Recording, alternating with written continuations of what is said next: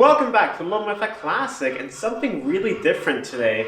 This 1970 Morris 1300. It's an 8016 like the 1100 and 1300. This is a Morris variant. More on this car in a little bit. If you remember a couple weeks ago, I picked up my latest project, my 1972 Rover P6 V8.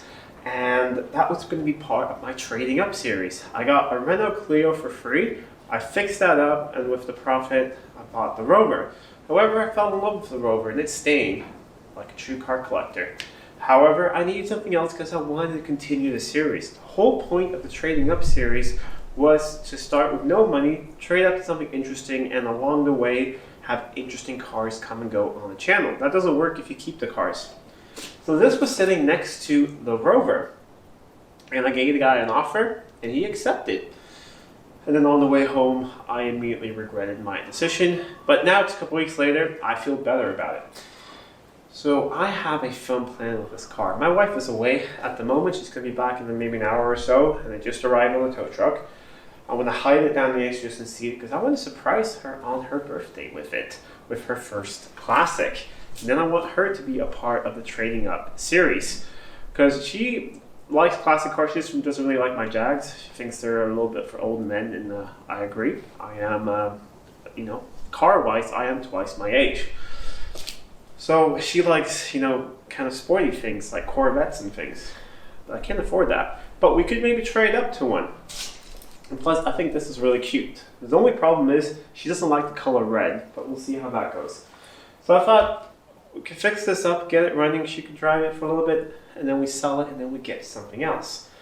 However, her birthday's in a week, and I thought it's a lot more fun to give someone a car that actually runs. I mean, it's not going to be finished. I want her to help me work on it, but let's see if we can get it running because the engine's seized.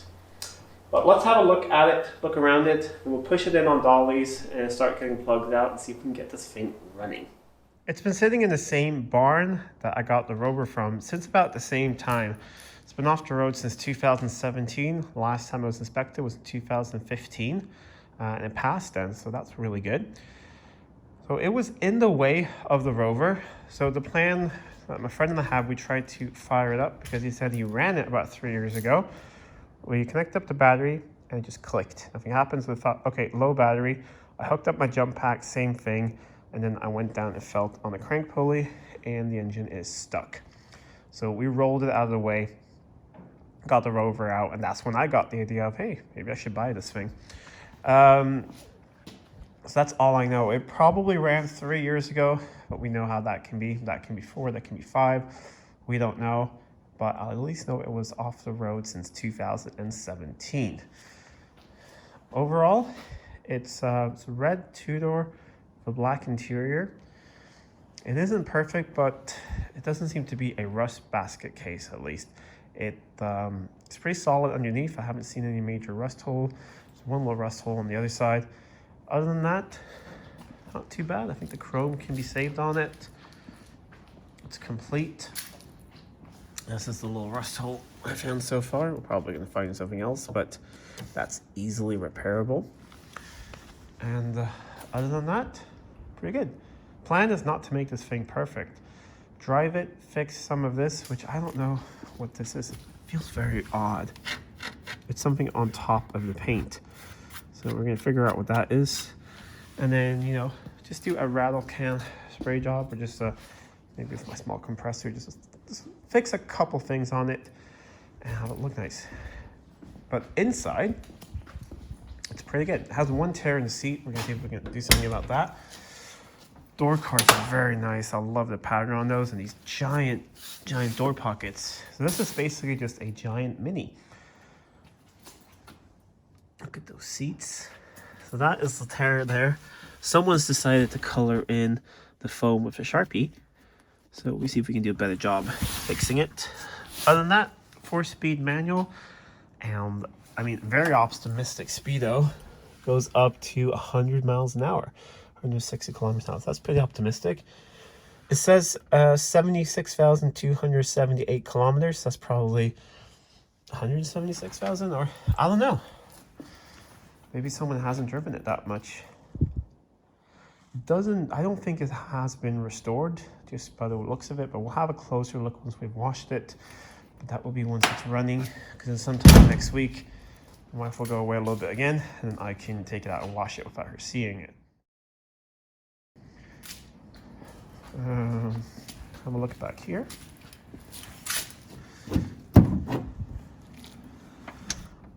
It stays up. There's a spare tire down there. No real rot or anything like that. There's a little clicky-clacky pump over there with the filters, so that's good. I think this might be the original style fuel pump. These should have electric pumps. This is probably the original style one. On that car cover jack, we have a spare hubcap. It does have all the hubcaps and everything. And you see, no real rust to speak of here that much. Just a tiny bit bubbling right there, but I mean, these things, they rusted pretty badly. That closed nicely. Tiny little fuel filler cap. I guess people were kinder back then because it's not locked. These windows pop out. The rear seats are in really, really good shape. It even has seat belts in the rear. It's really cool. The one issue is I can't really fit in it because I tried to adjust the seat and it just goes forward, not backwards. So you have to lubricate that. So it got even worse. It's a little tight for me, but should be a nice, comfortable car. And let's have a look at the mighty engine in here.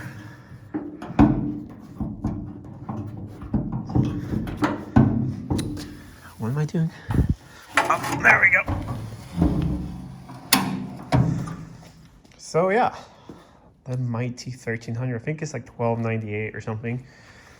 And then you had, of course, the base model was the 1100, and you can get the 1300, and you can get the 1300 GT, and then you had twin carbs. So that was basically the Mini Cooper engine. So this is basically that engine, I believe, but with one carb. So not too bad. But here, it's complete. Has a battery. We're gonna see if that actually takes a charge. That would be great. Otherwise, it's complete in here. I checked there's water in the radiator. We're missing the little shroud here. I can see if I can pick one of those up. Otherwise, I'll have to make one because they draw air. Or I actually don't remember which way the fan goes. If they draw air that way or that way, but it needs to be shrouded. I think it's this way. But yeah, it has oil in it. It's dark, but present. And these have the transmission and final drive and everything in the sump of the engine, so they share the same oil.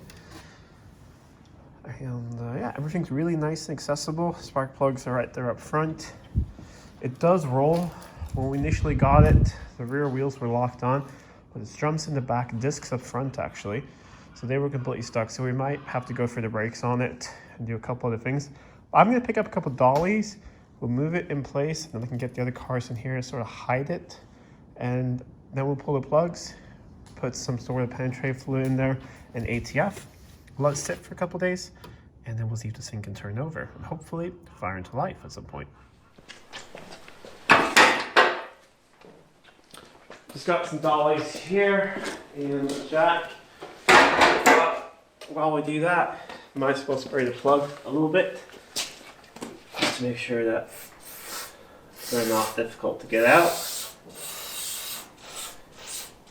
But yeah, a little bit of time constraint. I want to hide this thing before she gets home. Let's see if I can move it. Yes.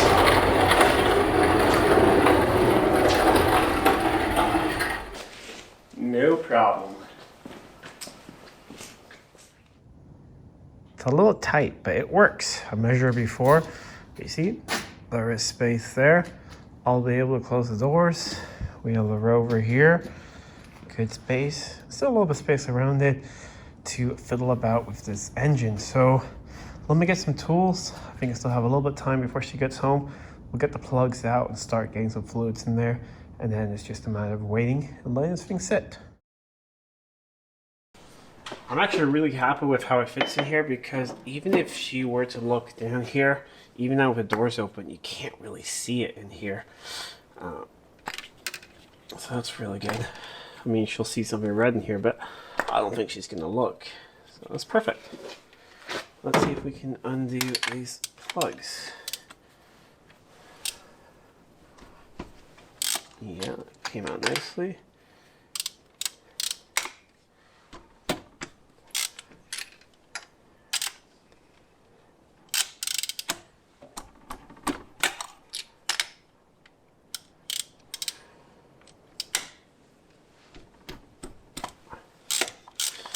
There we go.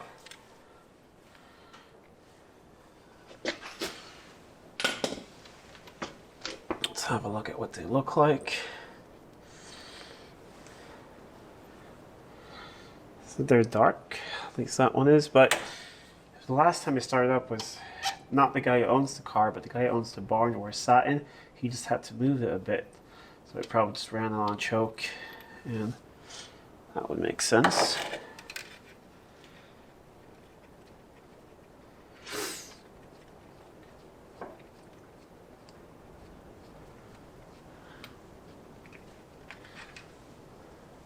So far they're all even, at least.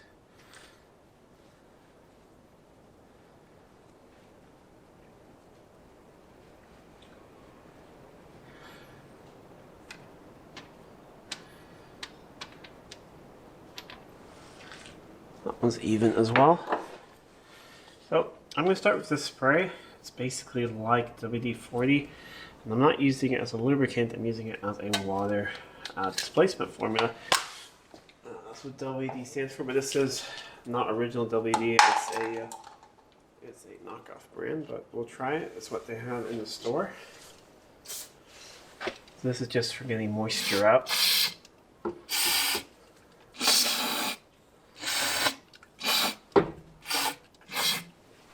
I think that will be a good start.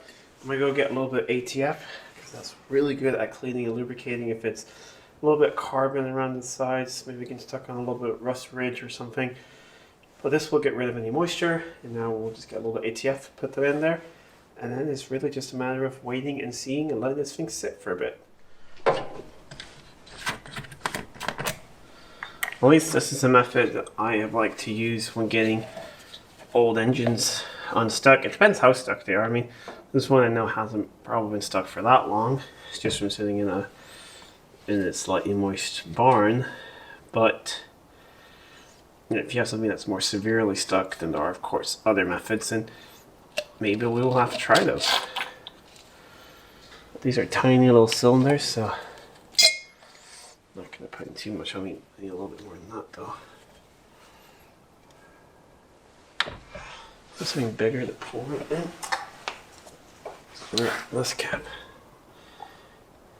There we go.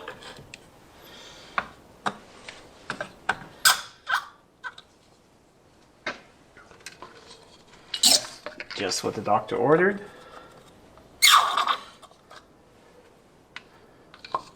Is this for you? Isn't this just such a cute little engine? It's so tiny. I love the way the A series sounds though. So I wanted a car with an A series for a long time, so this will be a fun experience.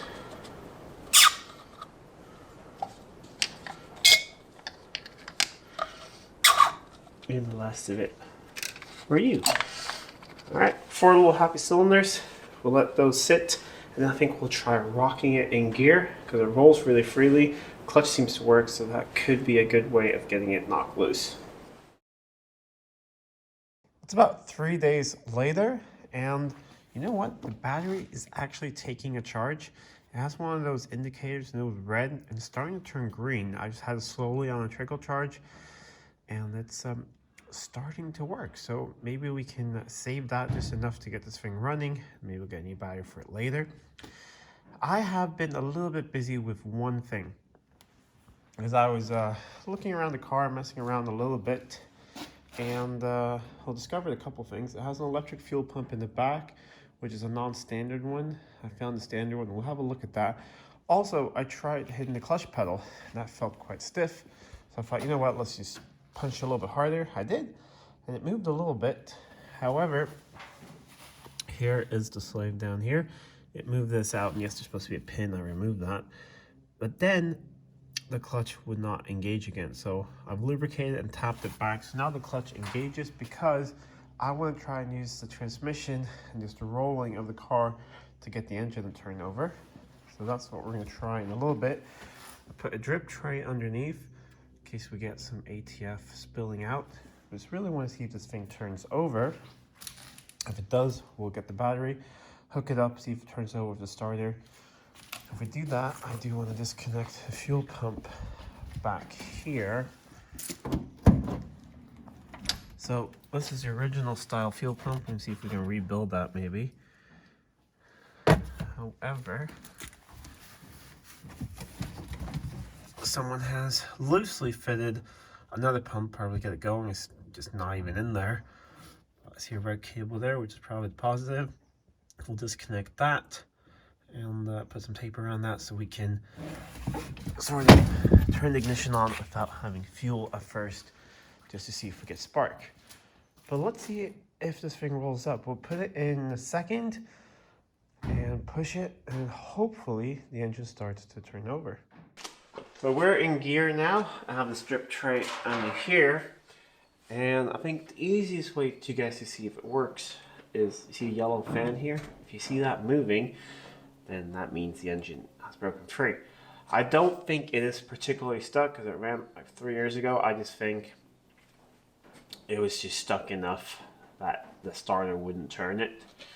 So let us wiggle it a little bit.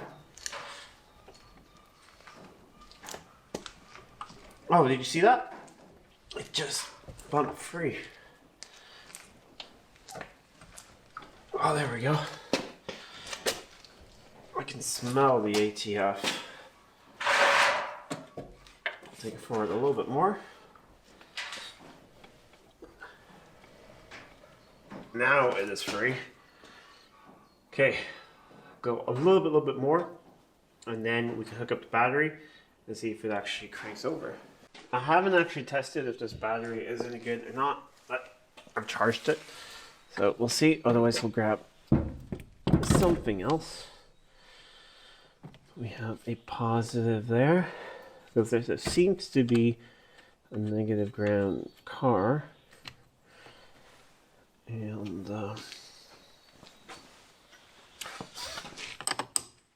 this battery does seem a little bit big for the car. 60, what is it? 285 curl cranking amps. Yeah, 60 amp battery, so that seems really good.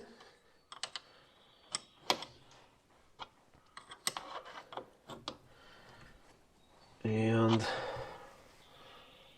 I'm going to turn the key and just bump the starter a little bit. I haven't put that much in, so hopefully it shouldn't shoot out too badly. But I am going to just set something out here in front of the engine so we don't hit the wall with ATF. Let's check that we're in neutral and see if we have any lights come on. That's a no.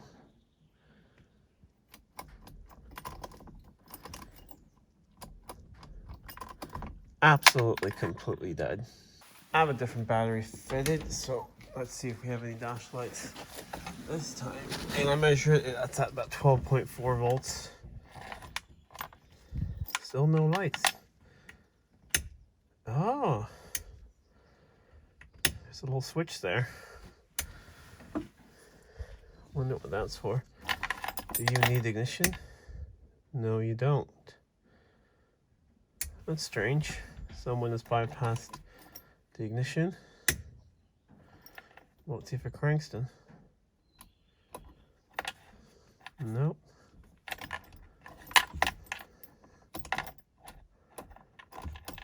I need to figure out if I can see where it cranks. I think I found it. There's a little button right there. That sounded promising. Let's see if we can see it in there.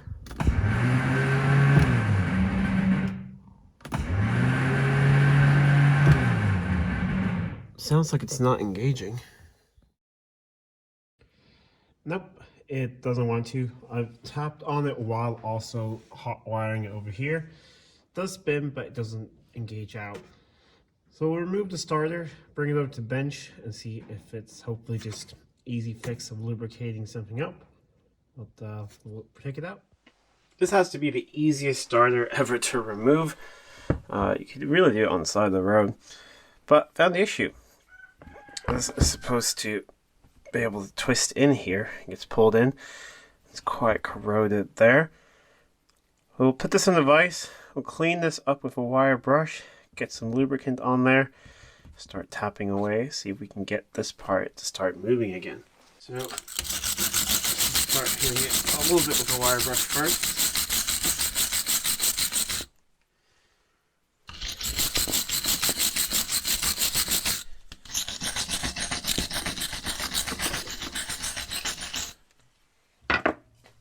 Some lubricant.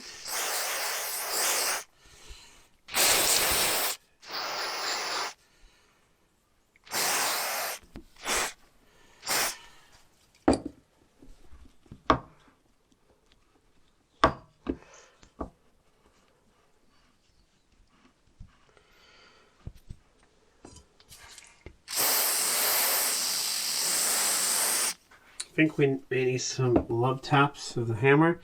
I believe this gets pulled inwards and then the spring takes it back out. Just being very gentle here with a punch and dead blow. Okay, see how it's actually turning? Now we can see there's a scroll in here, so it goes in that way. We can continue our lubrication. We may actually put some heat on it as well, but we'll try this.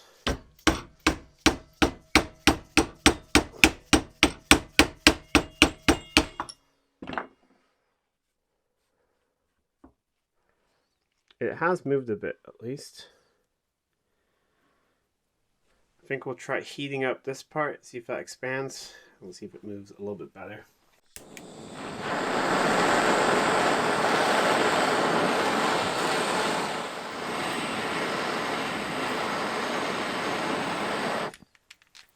I'm hearing some old grease and things starting to catch fire. I think it's actually moving upwards now.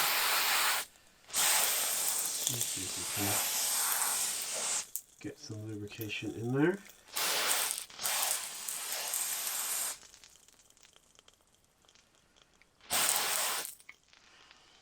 I think we're going to move it and try and tap it back down again.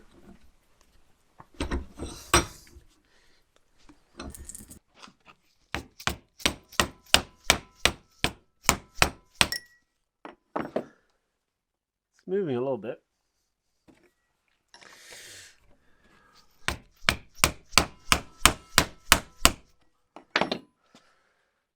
Okay, that went down.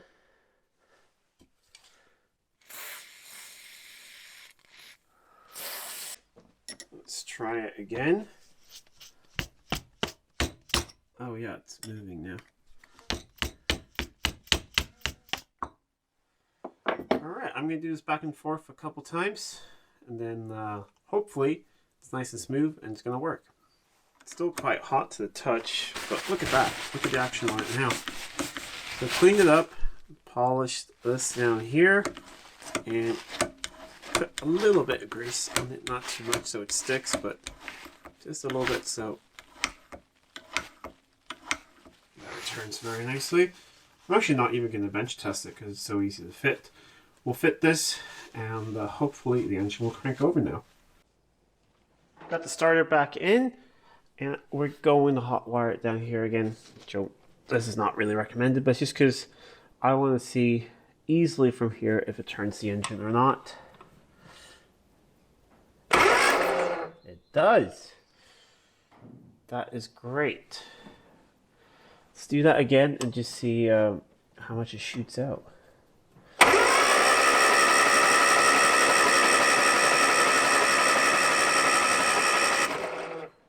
Alright, that's getting hot. But yeah, that works. We'll go inside, crank it over, see if it works on the button in there. The key doesn't work. That is a future thing, trying to figure out that, because it's as if someone's hot wired at some point, because it probably has a bad ignition switch or something. So maybe we can get hold of another one. That would be really good. Put those boots back on. We'll crank it inside and see if we build oil pressure. Okay, switch that on. I'm guessing that one's probably oil, but we don't know. Let's see if anything happens. There's a little switch there.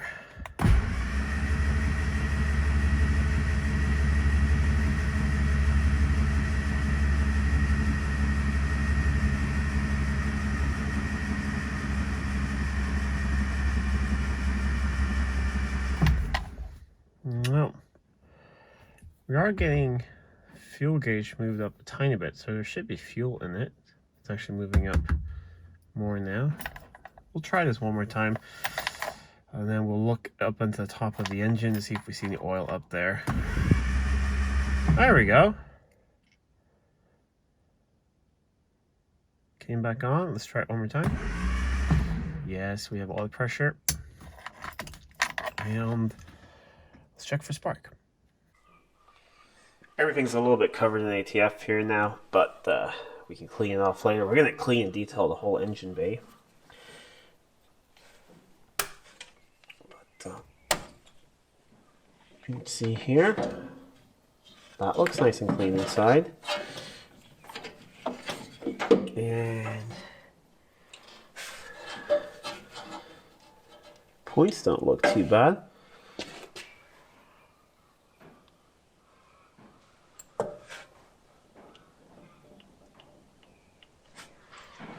We'll turn on the ignition and we'll see if we have anything sparking from the points over here.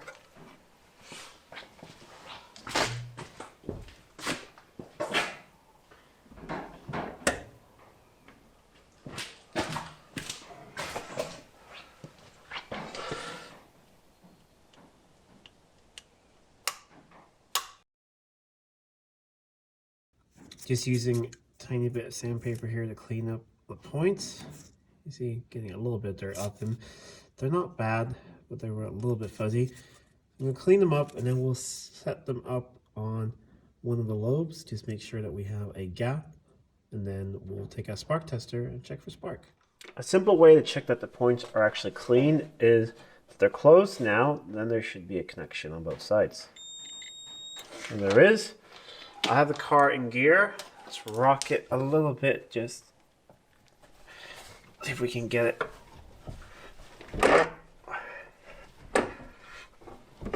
on a lobe.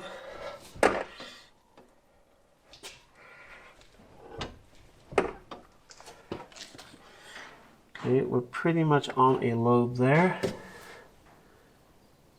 Looks like they're open. We can of course check that.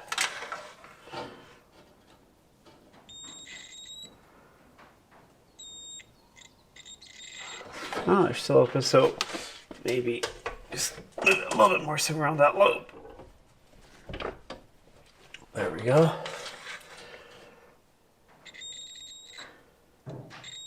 And yeah, they are still connected. So we don't have enough of a points gap there. It looks like we do.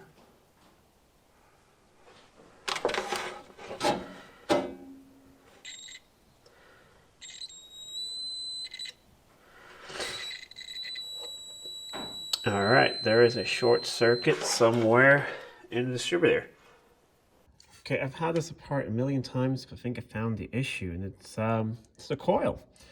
So nothing wrong in here, but I was suspecting an issue because I always kept getting a contact between here, even when they were open, and this nut was loose. So I took this apart, and as soon as I put this black one that goes out there to the coil on, they would short.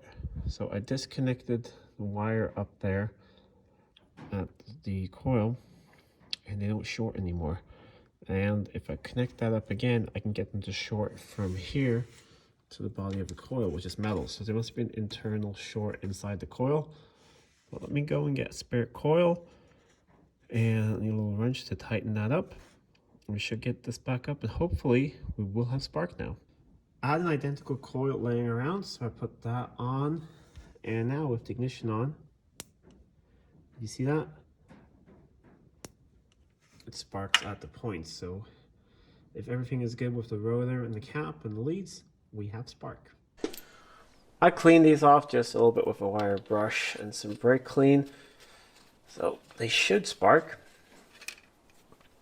When I do these sort of will it run things when they've sat, I don't really like to spend any money on things. I mean, no point putting new plugs in it if it has a rod knock, or no point changing the oil. It's fine enough to let them start up on it. In fact, it's a little bit better because then they start up with it, then you can get them up to temperature, and then you can drain it hot and get all of the old stuff out of there. So let's just tighten these down.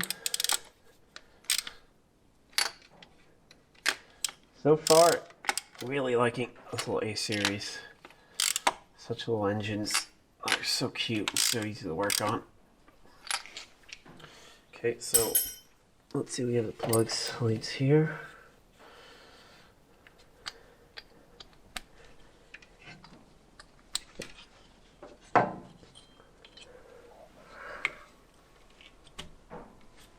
And we got two more down here. Let's see, that one fell off a little bit. And we have number 2.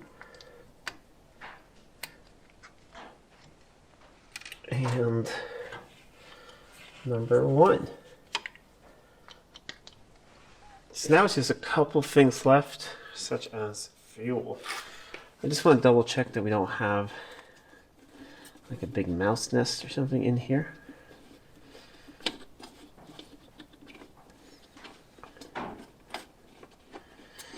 And I think we're going to try starting it up on the fuel that's in it.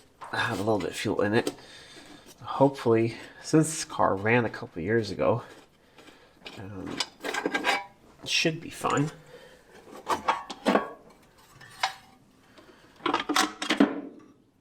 That is a very nice and clean filter in there. Put that to the side for now. And nice little SU over here. That seems to be working. Everything is loose. Down here, choke mechanism and everything. Just have a closer look.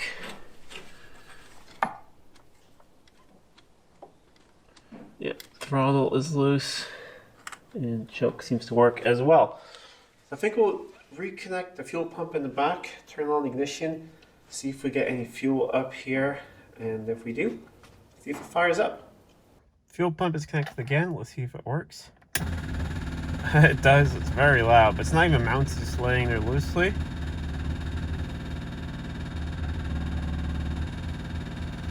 Let's go up front and see if we're getting anything up here.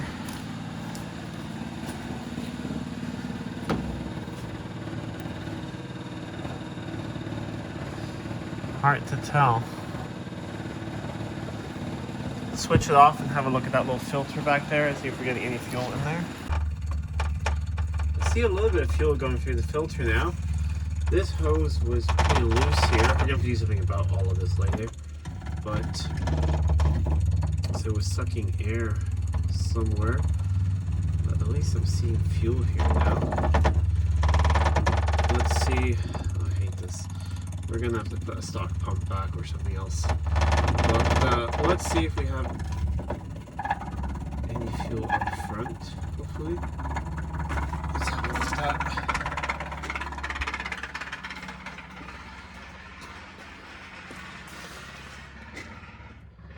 Oh, it's wet up here.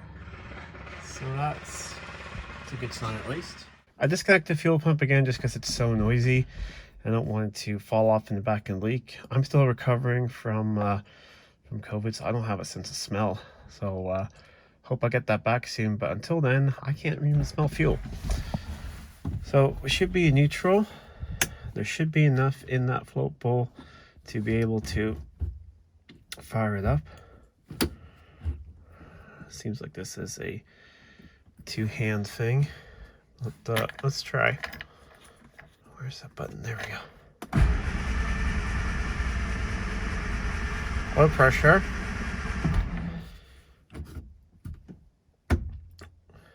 There we go.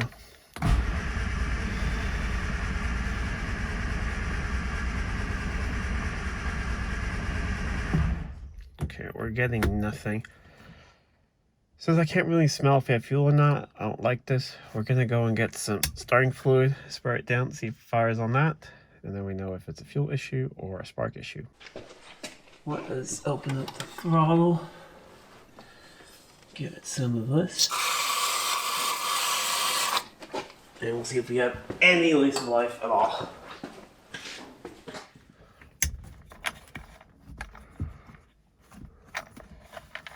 Okay, there's that button.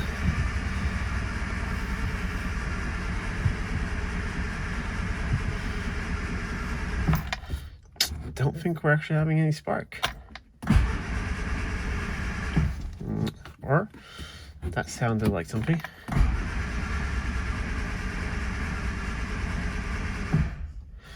Now let's check for spark again. I have ignition on now. Just put a spark tester light in there. We'll do the hot wire thing again. Nope, we have no spark. I have ignition on now. I'm going to try not to get zapped, but I just want to see if we do have spark here. Yes, we do. Strange. And it's really good strong spark too.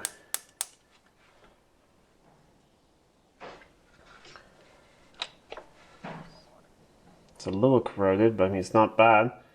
Clean that off, put it all together again, and try again. I just cleaned a bunch of connections, put it all back together. Seems we have spark now, even when cranking. So let me crank here. Yep, there's spark. Let's try all of this again. Ran the pump for a little bit. I also tapped up here, and it did sound like there was fuel coming up here. So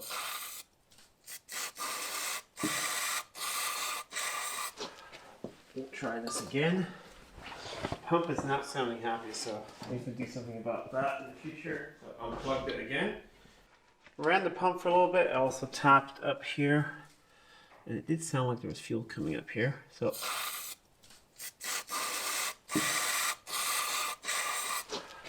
we'll try this again. Pump is not sounding happy, so I need to do something about that in the future. So unplugged it again. Let's give this a shot. Choke out.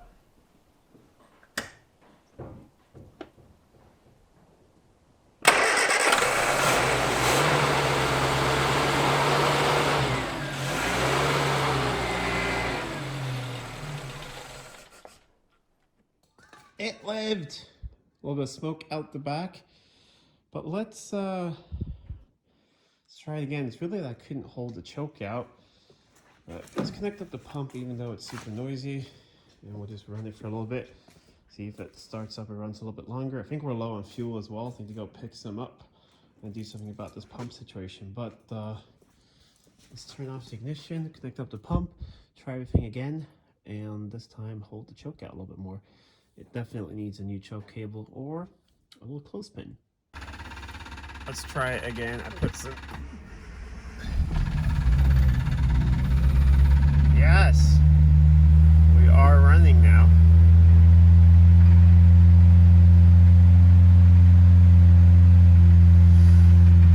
It's sounding pretty sweet.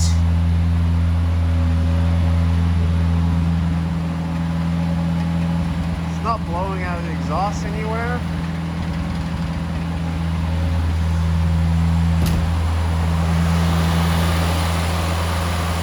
Not tapping or anything, sounding really nice.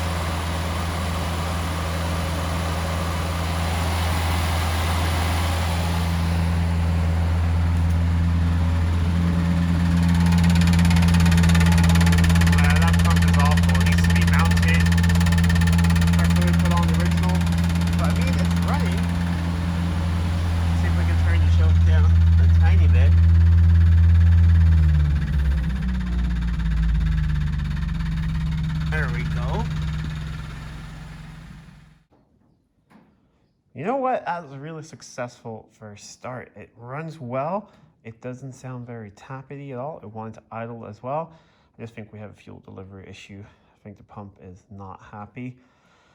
It might be actually low fuel in the tank because it seems to pick up fuel every now and then. It shows like less than a quarter tank, but it might be completely empty. So we'll go grab some fuel. I also want to do something about this. I mean, I do want to put the original pump in at some point, but just to get this, I want it to be running and driving for her birthday. You know, not on the road, but just around the yard. I gotta make something up to mount this. We gotta do something better. Replace that filter because I think that's also plugged. And I think it's sucking air somewhere. So I got some things to do, but it runs, it drives. I'll go get those things, get this thing running better, and we'll take it outside, wash it off, and then it's pretty much ready to surprise her with in a couple days. All right, before you guys say anything, I want to emphasize this is highly temporary. We just want to get this thing running. I do want to get the original pump in there. So this is just for yard driving. So I got the sponge here, so hopefully it doesn't vibrate that much. I replaced the filter. The old one was really, really dirty. So maybe there's a blockage in there. And I also just put a bit of clamp on there. So hopefully everything's tight now and it's gonna work. I've also picked up some fuel over here, so we'll fill up a little bit. You can also see the fuel gauge works then. And if it fires up this time, we'll bring it outside and clean it off. And then we'll also see if it actually goes into gear. And then we're pretty much ready to surprise my wife with it in a couple days. Before we try to fire it up again, I just want to show you guys, I'm not sure if I showed it before, but yes, there is coolant in there, so that should not be a problem. There we go. Battery's connected again. Let's turn on the ignition and see if the pump pumps any fuel. Oh, that felt like it took some fuel. Yeah, I can see fuel there in the filter. You see the line there. And I'm hearing some stuff up here.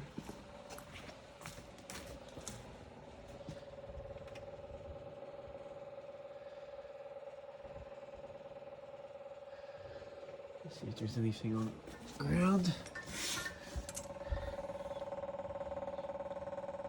Nope. Nothing. Check for the leaks back here.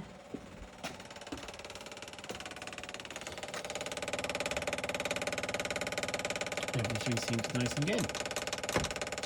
Let's see if it fires up. Okay, we'll try and do this one-handed. See if we can get the choke to stick. Yeah. We are in neutral.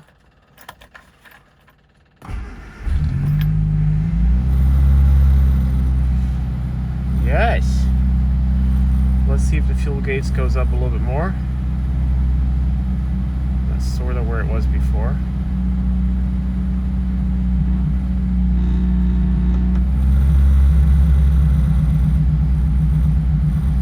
Let's see if the accelerator pedal works. Yes.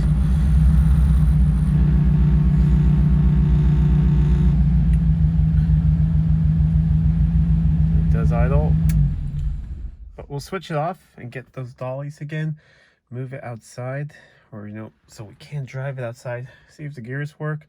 I have gotten the clutch to actually seem to work now. It wants to go back as well. Haven't touched the brakes yet. We'll try those a little bit later, but we'll move it outside and give it a wash. Move it over on the dollies, so it should be ready for it to roll outside. I want to let it warm up outside, and of course clean it up a little bit. Try to just clean this up a tiny bit just so I can see something. But now it's the moment of truth. Do we have any gears? Do we have any brakes? Any clutch? Any, all of that. So this doesn't do anything, but let's roll it forward so we don't have the steering lock on.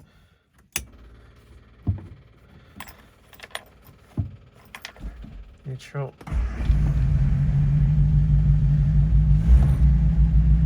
It's charging everything. Let's see.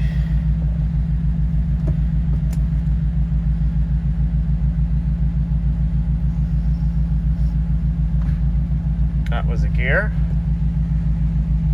Ooh. We're moving.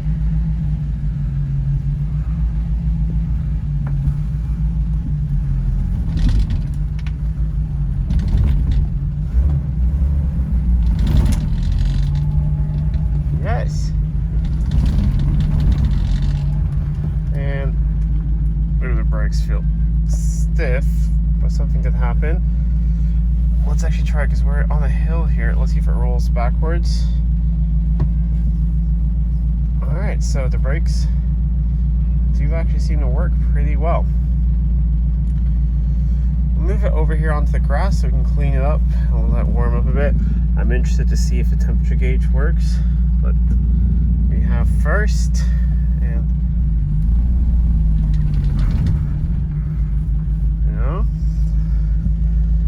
and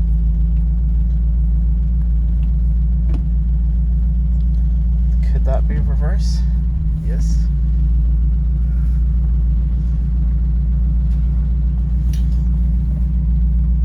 We do have brakes. First.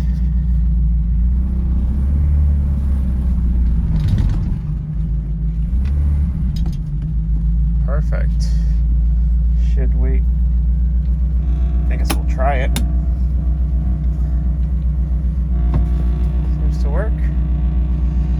Alright, let's let this thing warm up for a bit. It's a little smoky out the back. That's to be expected from sitting so long.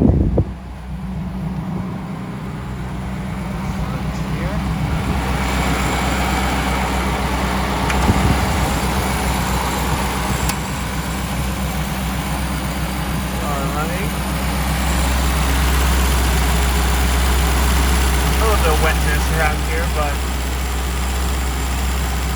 not excessive. I think I do have a top gasket for one of these laying around.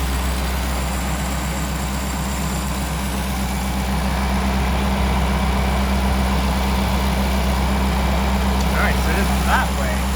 Go through the radiator. Interesting. We're running in all cylinders. Yes, it's checking for charging. I'll grab a multimeter. Charge lights out at least.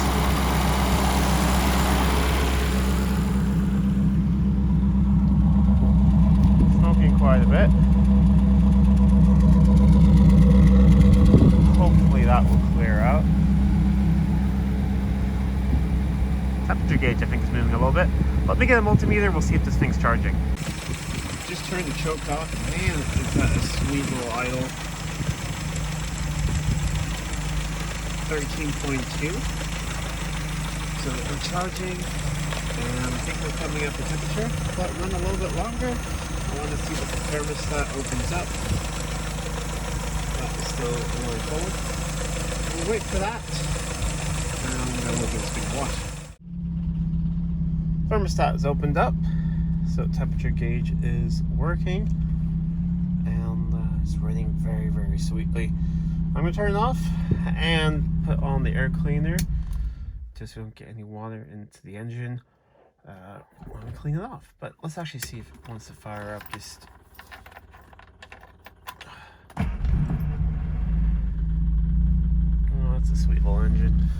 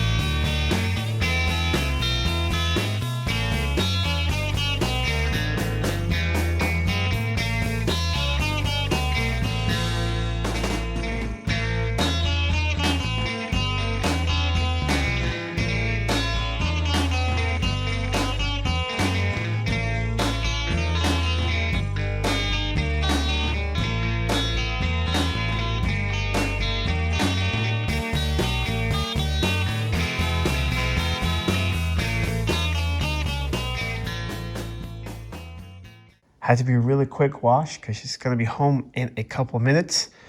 Also, the whole detail process we'll do later. I want to involve her with all of that, polishing up the chrome. Maybe we have to paint some of it. So it'll be a little bit of a project that we do together.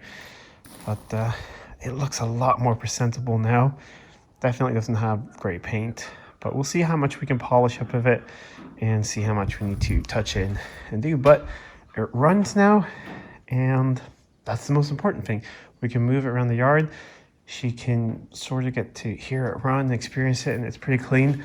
The only thing I'm going to do is I'm just going to clean up the seats a little bit. There's some, mildew, mold thing on the rear seat. Just clean that up so it looks a little nicer and is a little fresher. But otherwise, I think we're pretty much ready for the big reveal in the next video. Hey, Lorraine. Hey. What are you up to? What are you up to? Just spending some time with my wife. Yeah. Well, it's almost her birthday. Mm-hmm. Oh, hello. I have a surprise for you. You do?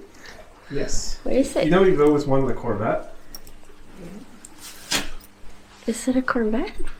We'll find out. We'll go down. Oh my god. So, what do you think it is? I think it's a car. Some kind of car. Could be a moped. Yeah. Because I don't want you driving the Range Rover. It's just the same sort of fuel. I know. I gotta save up some for my V12s and things. But it looks like an old key. Anyways. Corvettes are old, the ones you like. Yeah. How old? This is from the 70s. Mm-hmm.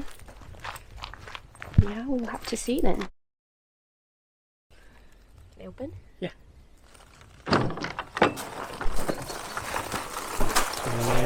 Yeah, you can open your eyes.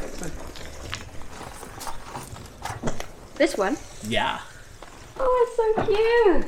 It is cute. It's so little. It's basically like a mini, but a little bit bigger. And you told me once years ago that I'm not allowed to buy a mini, but does this count? Yeah, it's so cute. I love it. So, can I go for a ride? It drives? It does drive. What? It's not legal, but you want to go for a These ride? roads, I mean, Yeah.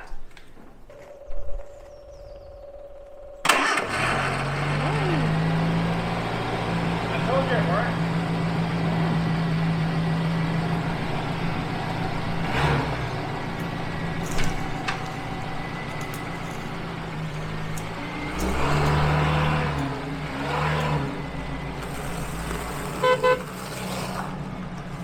You want to go for a ride? Yeah. Right, see, pretty comfy, right? Yeah. So here's the deal. You remember that Renault Clio I got? I sold? So I bought this for half the profit. I thought trading up. So I thought, okay, this is not a C3 Corvette. I know you want one.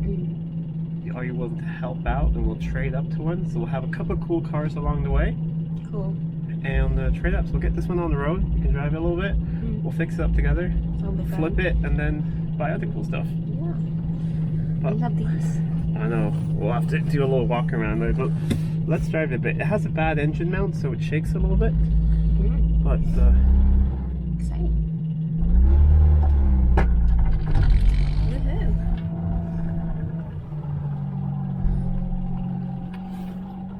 it's pretty speedy.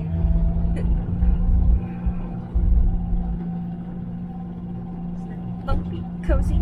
Yeah. It does have seat belts, but I don't think we need them. Alright. I've actually never had it in second gear, so let's see if that works. Yes! How about turn? You're asking for a lot. Yeah.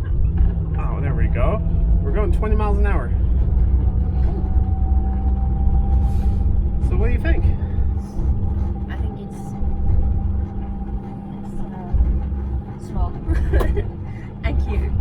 It is quite small. And I'm excited to take it to work, maybe. Yeah, Here somewhere. Can do that. It I don't want to scare you. This is the big engine. It has 58 horsepower. Oh my god. Should we go for fourth? not go for fourth. No. The car says no. Yeah. There we go. Yeah, needs some work. I just got it running. We'll do a turn around here. Because we do have the kids sleeping, but I thought it's your birthday in a couple of days, but it's not very often that we get the kids to bed early, and it's a beautiful summer night. Yeah. Should we pull up over here and you can walk around and have a little bit of a look at it? Yeah. Or should we do it back home? Here's nice. Yeah. Yeah. Alright, we can turn it off. How do I open these? That? Yeah, right there. Alright, it's really windy here, but hopefully this goes well. Let's do a walk around. You said you really like the door cards. I really like those too. Like diamonds. Yeah. Who doesn't like diamonds? Look at that. Back of the seats have that as well. There you go. And yeah, I haven't figured that out yet. Oh no. Yeah, I think it needs some lubrication. Yeah. But just look at all the storage. You can fit a lot of stuff in there. Store a lot of candy in there. Candy, yeah. In there. But the headliner's nice. It has a little light. Yeah. Back here, I think I actually have part of it out because it needs some fixing with fuel pump and things. But see, there's quite a bit of space in there. That's temporary there with the sponge. So you're wondering where your sponge went? I took it. Sorry. I bought 5 new ones today. Okay, that's good. Yeah. Other than that, I think we should polish it up a little bit. You're really good at sewing, so maybe we can try and fix. There's a rip in the seat. Maybe we can try and fix that. Someone used a marker and just colored it black, which is very creative. But it's not perfect. No. And then just clean it up. Yeah. And you can enjoy it a bit. Yeah. So what do you think? I like it. Do you want to drive it back? May I? Yeah. Yeah. Alright, so it's just to the left and up front. There we go. What's that first? It's like a tractor basically. Let me see. That's first. It needs a little bit of rev to go away because of the engine mount, so... It's hard to see which gear it is because it's like... Yeah, we gotta fix that. Yeah. So rev it a bit, and then a bit more than that.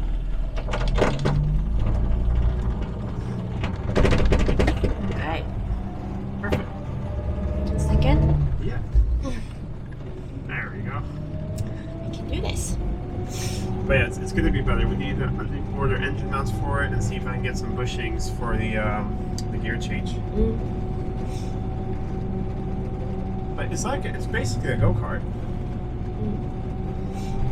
I like this slim. Yeah, the steering wheel. The horn is on the end of the indicator stop. You push it in.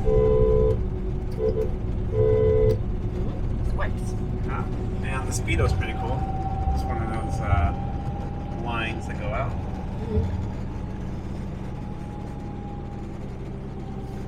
Keep it in second, right? You can accelerate and put in third. First, pretty easy to get to.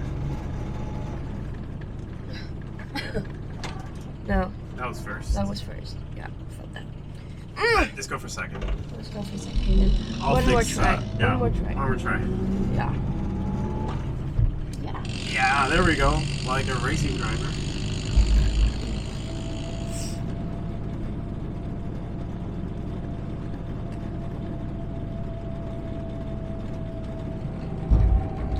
And the mirrors are all the way out there. It's quite useless. But Is it a fence? Oh, grass. Not road.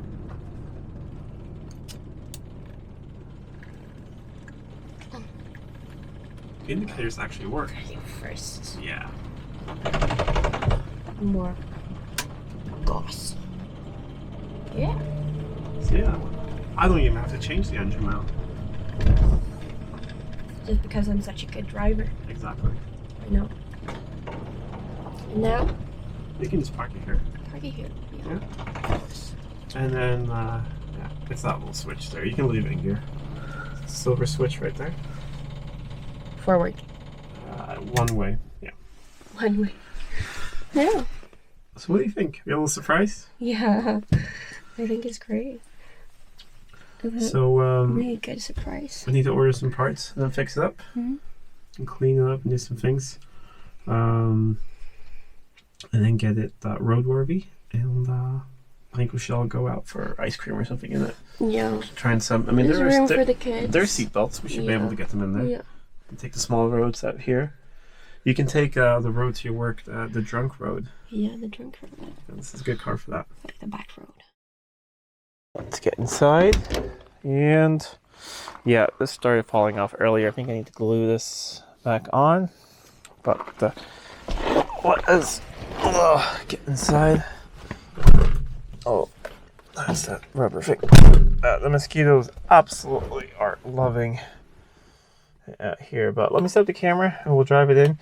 And I'll show you the weird sound. I think it's a gearbox mount in the back, but it might be something else. All right, let's fire up that noisy fuel pump. If you remember, it's just sort of laying there in the back. That is something that fixed as well.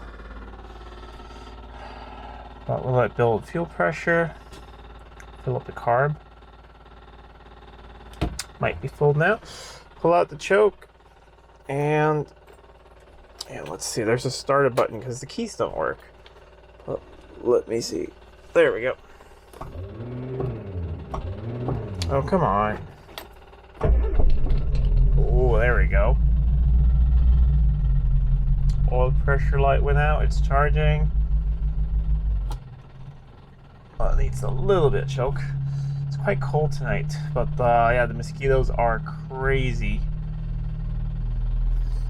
But you know, old car running usually saves it because they don't like that, the exhaust. So I only crawled underneath this thing for a little bit when I picked it up, and it seemed pretty solid. It's been under sealed, started to peel in places, so I do want to redo that.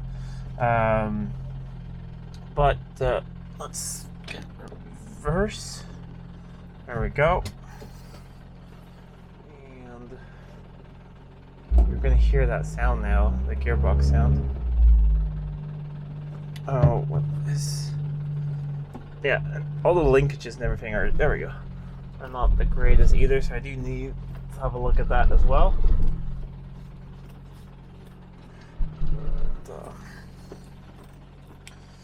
Now, especially first, is the worst. So you listen to this. You hear that? But if I give it some throttle, that's better. But definitely something going on. So that's what I want to have a look at and check out some other things. Yeah, we're in the workshop. Close the door, get the mosquitoes out of here. I'll get this thing up in the air. Now you can hear me better. I'll get this thing up in the air and we'll have a look underneath. I've had a very brief look underneath and honestly, not too bad. We'll go underneath now in a second and have a look. I just had to charge my flashlight. But yeah, if you want to see the previous videos, I'll put a playlist down below with them in. So the first one is firing this thing up for the first time in a lot of years. The engine was actually stuck. And the second one is showing it to my wife. So the one thing I found inside the car was a box with some CV joints. Or not CV joints, but what are they called? I can't think of the name right now. But I'll show you underneath. So I don't know if those need to be replaced or if that was just a guess. But other than that, I found a couple engine mounts. One looks new. And let's just have a look. So under here is the transverse engine. It's not very oil leak or anything. I've had a drip pan underneath it and it hasn't dropped anything. So that's really good.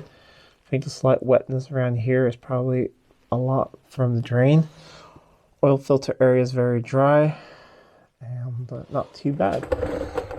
And rust wise, it has been undercoated. It's starting to flake away in places, so we're definitely going to want to redo it. But it doesn't look bad. Brake lines up there look alright. We'll have to look at brakes another day. But it's these parts here, which I don't know, it's late at night. I can't even really think of what they're called right now. So someone's going to comment that down below and I'm going to feel silly.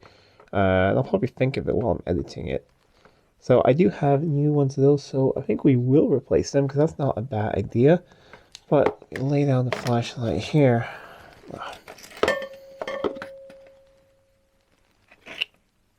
Well, there we go. I can't see any play. And let me see, can you see that in either sides? So I don't think that's an issue, but we'll try and figure out. One thing I've seen, the lighting is, sorry about that. One thing I can see is that engine mount looks very, very new. It also looks like it has two spacers behind it, which I don't think that's correct. So that's interesting. There was supposed to be a rear engine mount somewhere up here, because it's this thing here, which I think has all the shift linkage in it. I think that is what is hitting basically the tunnel up here. And I think that's what's making the noise, because the whole gear shifter, it just vibrates. But if I have a look, it's very difficult to film this. I'm trying to remember where I looked. Yeah, up there.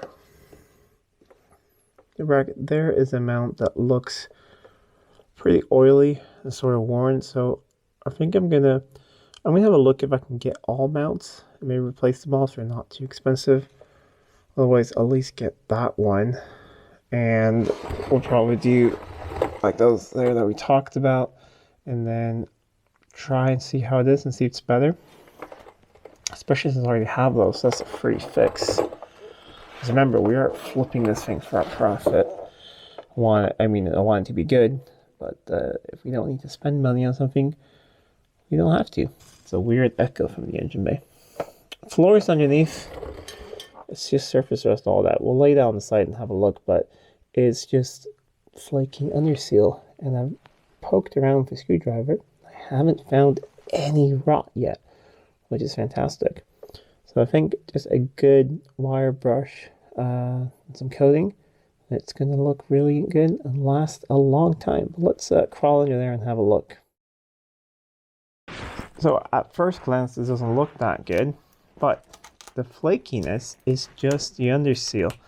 And I think we've caught it just in time because, yes, moisture has creeped under here, but it is just surface rust. I know it's always really hard to convey these things on camera, but it really just is surface rust. Nothing else, even all the seams and everything.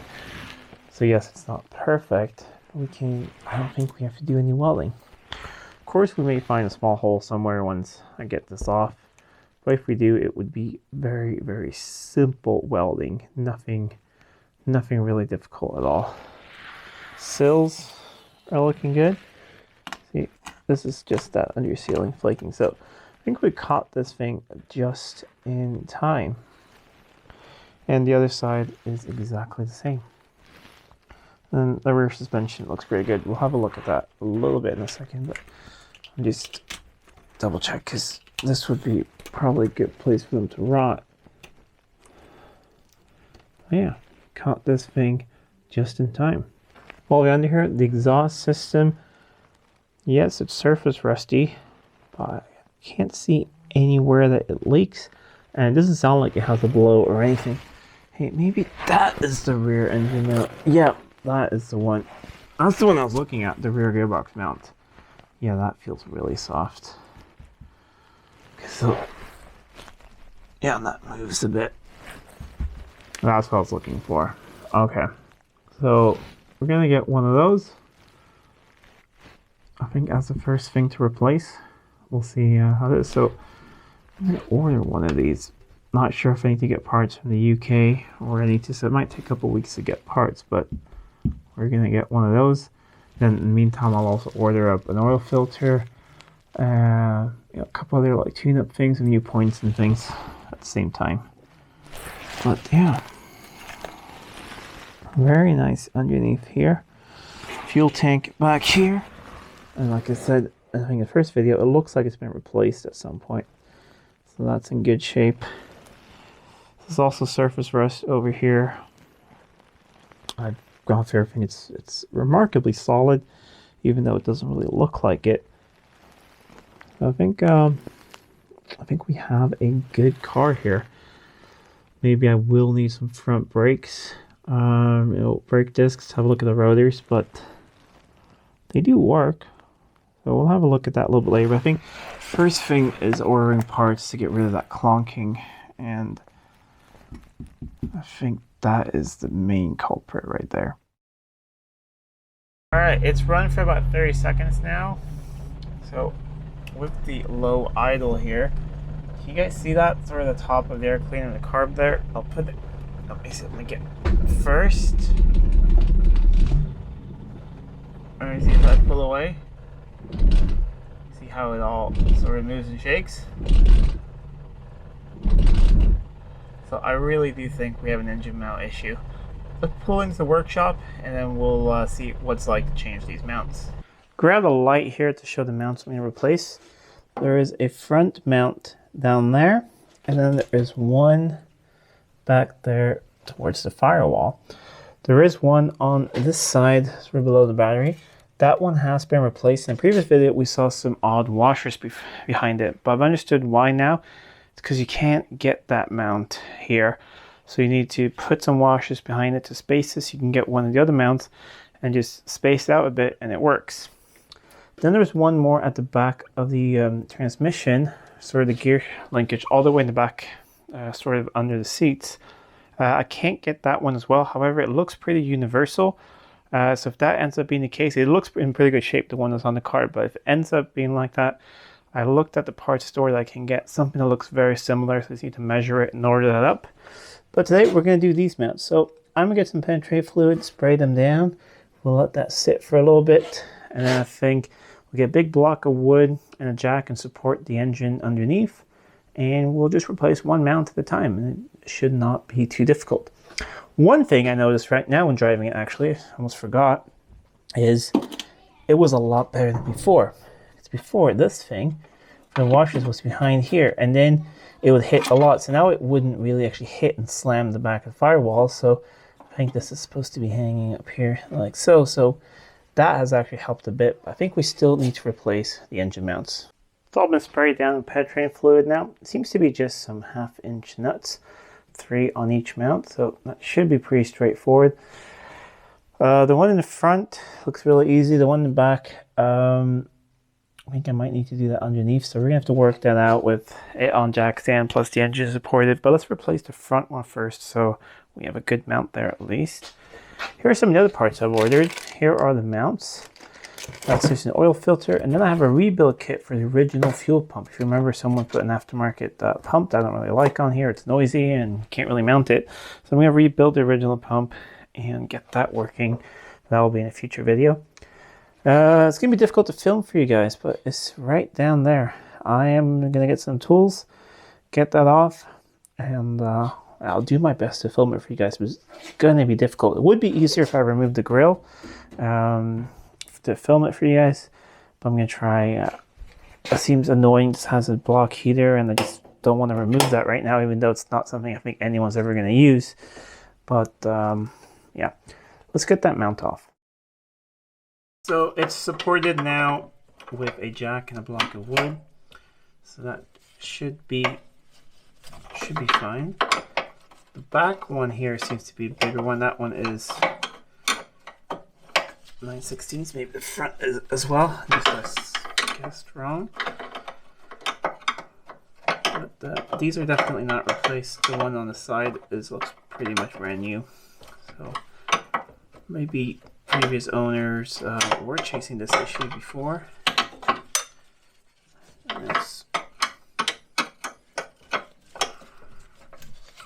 I got you guys at the best angle to see any of this.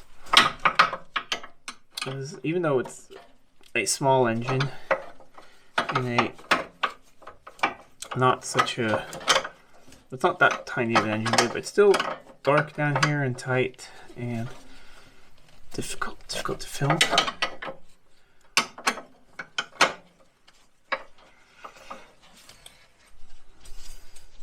Alright, now it's starting to get loose. We'll speed this up for you guys, and then we'll show you when I have the mount pulled out. We'll compare it to the new one, and hopefully it looks pretty worn out. Everything should be loose now. So that is a bracket that goes onto the subframe, and here is the mount. So let's compare it with the new one. So I think they're the same. Yeah, they're the same parts number.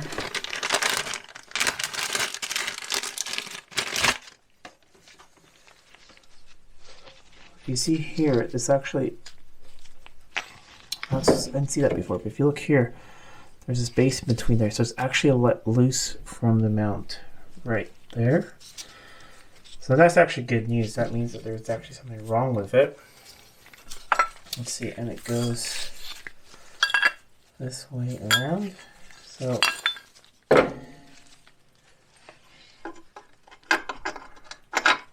that one in there.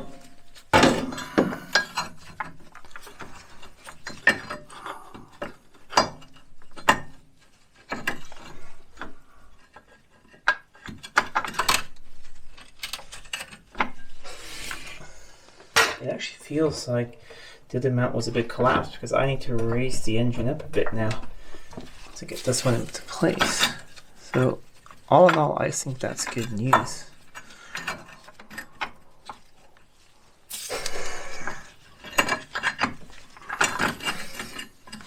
Yeah, I think that's really good news. That actually means that this mount was more worn than what it actually looked like it was at first. Especially now I can see that it's delaminating, whatever you want to call, from the metal bit right there.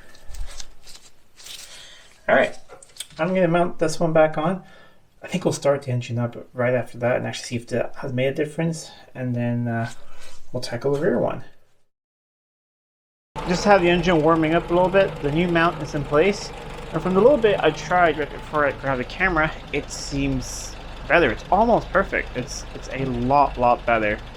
It actually feels like the car is drivable now. So let me just get in and I'll show you guys. So the idle's really low now because it's just been running for a minute or two. I'm gonna have the choke completely off. So of course, if I'm gonna try and pull away without using the throttle, it's not gonna be happy. But if I, like you normally do, give a little bit of throttle, release the handbrake. You see that? Basically doesn't move at all. And reverse.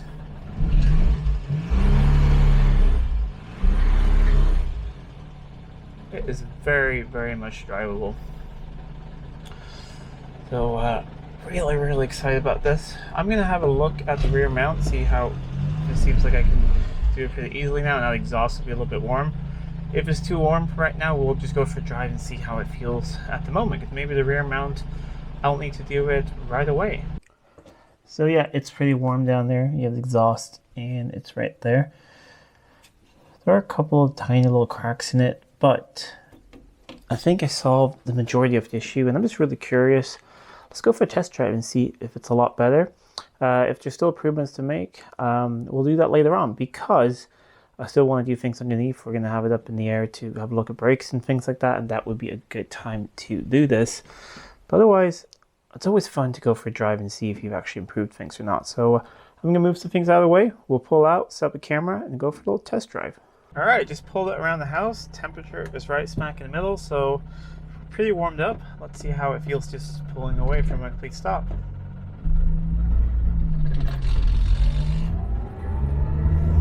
That wasn't too bad. No clunking. It would clunk going into second gear before. Third. Gear linkage is still a little bit sloppy, but that's okay. Let's just feel the brakes. They do work. And we'll get a little bit of speed up and see if we can get fourth. I don't think we've been in fourth before.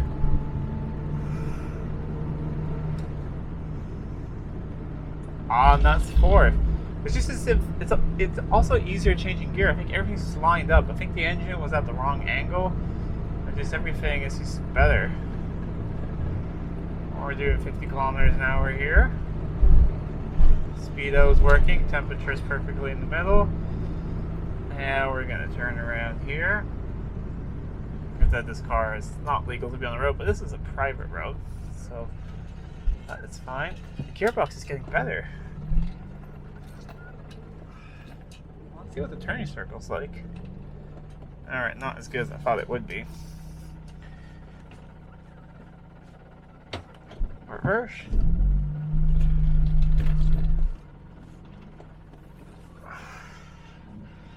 I'm actually really happy with this. Sounds nice and throaty.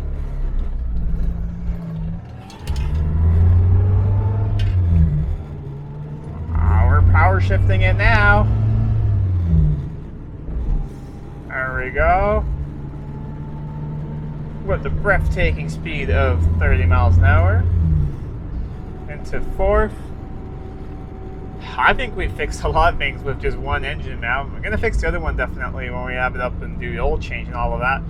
Is right there where everything's hot at the moment, but the gear linkage is working better. The engine's not hitting the firewall anymore. I'd say for just like half an hour, 40 minutes of work, that was good. And that was me taking it easy and filming at the same time. So I mean, what could it be, like a 15-minute job, 10-minute job with getting tools? Let's try and downshift it. There we go. Things are actually working as they should. It's keeping good temperature. Everything down into second. That noise you're hearing is the fuel pump. Isn't it awful? God, that's bad. So yeah, we gotta tackle that. We need to fix the fuel pump. And we're gonna have to have a look at the brakes. Give it a service. I need to shut it down here. Fuel pump is bad. Alright, so I'd say a humongous success with just one little part. Pretty close to get this thing inspected and back on the road. I've done engine mounts and things. Needs a service, but before that, I want to replace the fuel pump. Someone has put an aftermarket fuel pump and it's not even mounted and it's really noisy. And I found the original fuel pump laying in the back seat with some stuff. So I bought a rebuild kit for it, and hopefully after rebuild it works. I have no idea if it works now, but we'll put all new parts in it, see if that works. Let me show you what the old pump looks like. Then we have the pump we're rebuilding is on the bench, and yeah, we'll go from there. Let's go and have a look at the fuel pump. So you see that? It's one of those facet pumps. Nothing really wrong with them. It's just because of that massive hole there, and you see why in a minute. The fuel pump that comes with these originally is pretty clever because the electric part is in here with the spare wheel and all the fuel part is on the outside. So, I mean, the facet pump I could just mount somewhere underneath the car and really be done with it. But then I have that hole. So I thought, you know what, let's rebuild the original pump. It's an SU pump. I really like those. And then I can put this on the shelf and use that for a project you're going to see in the future. But let's go to the bench and rebuild a pump. Here is the pump. And it looks very similar to a larger style SU pump, like something you'd find on my XJ6 or a Morris Minor or something. And all the parts inside seem very similar. So diaphragm, we have some points and things. And I hope I have all the parts I need. So this will be sort of interesting. It's a bit of exploratory surgery. I haven't done one of these. It looks like a smaller pumper. Yeah, it feels like it has a different valve body than the big ones. If you want to see a video on the big ones, I'll try and link that down below. Rebuild the other ones, but this whole part of it feels very similar. This feels a little smaller, and then the valves in here feel a little different. But we'll grab some tools. And we'll get this open. It would be very nice to have the original pump in there, even though I'm selling the car on. I really like these style pumps. Okay. We will put these parts to the side.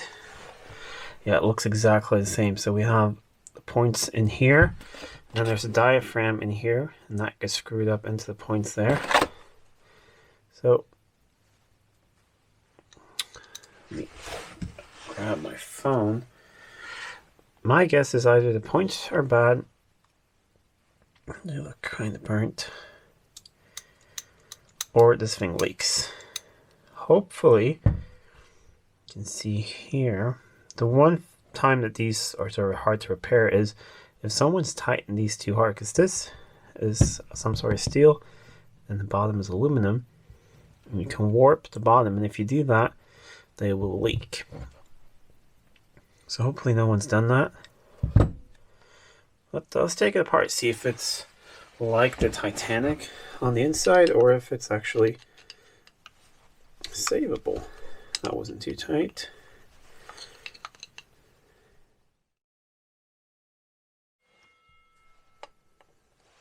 Okay, before I take out the last screw, I'm going to grab this permanent marker.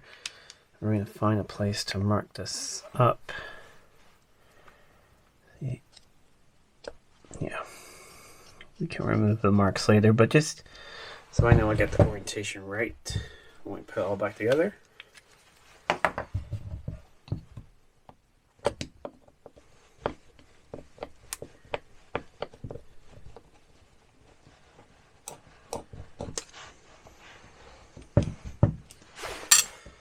Let's see. Oh, that came off nicely. There we have. Okay, so it seems like on the bigger pumps you can reach the one-way valves on the inside here, but it seems like you get to them out here instead. So that's just a gasket and the diaphragm. So it seems like I may have a spare gasket, so I need a diaphragm like that and a gasket like that. And then, you see it's set up well now. We'll go through the setup procedure when we get this thing apart. Hoping nothing's burnt up in here. There we go. The spring, and then we have these little plastic clip in there, which we don't have any new ones in the kit, so we're going to reuse that. Yeah, smaller screwdriver. Get the top of the points out.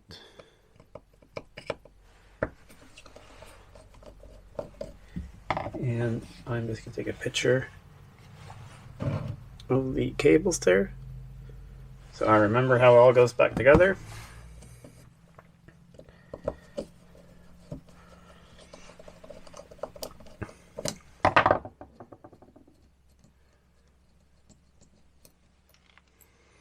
There we go. I mean, they're dirty, but I think that would have ran.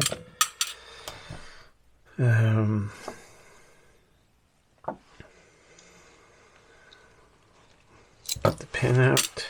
I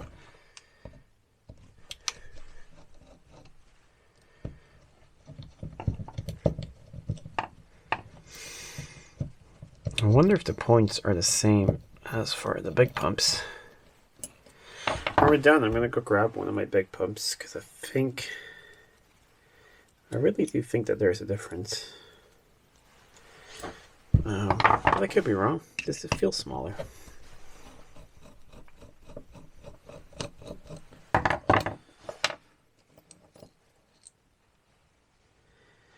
Okay, got the points there. We'll put those to the side. So all of this will be getting new parts.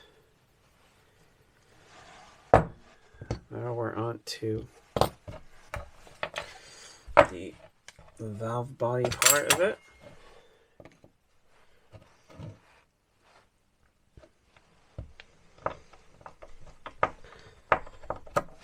Again, I'm just gonna take a picture just to get the orientation.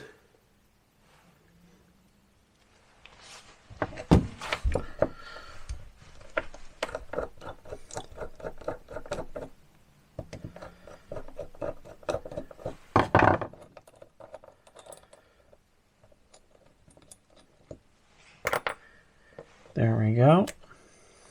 Yep, there are the little valves in there.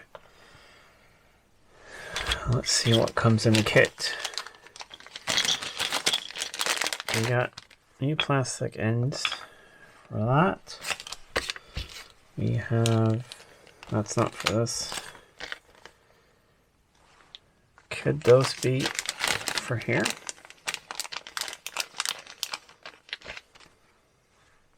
Yes.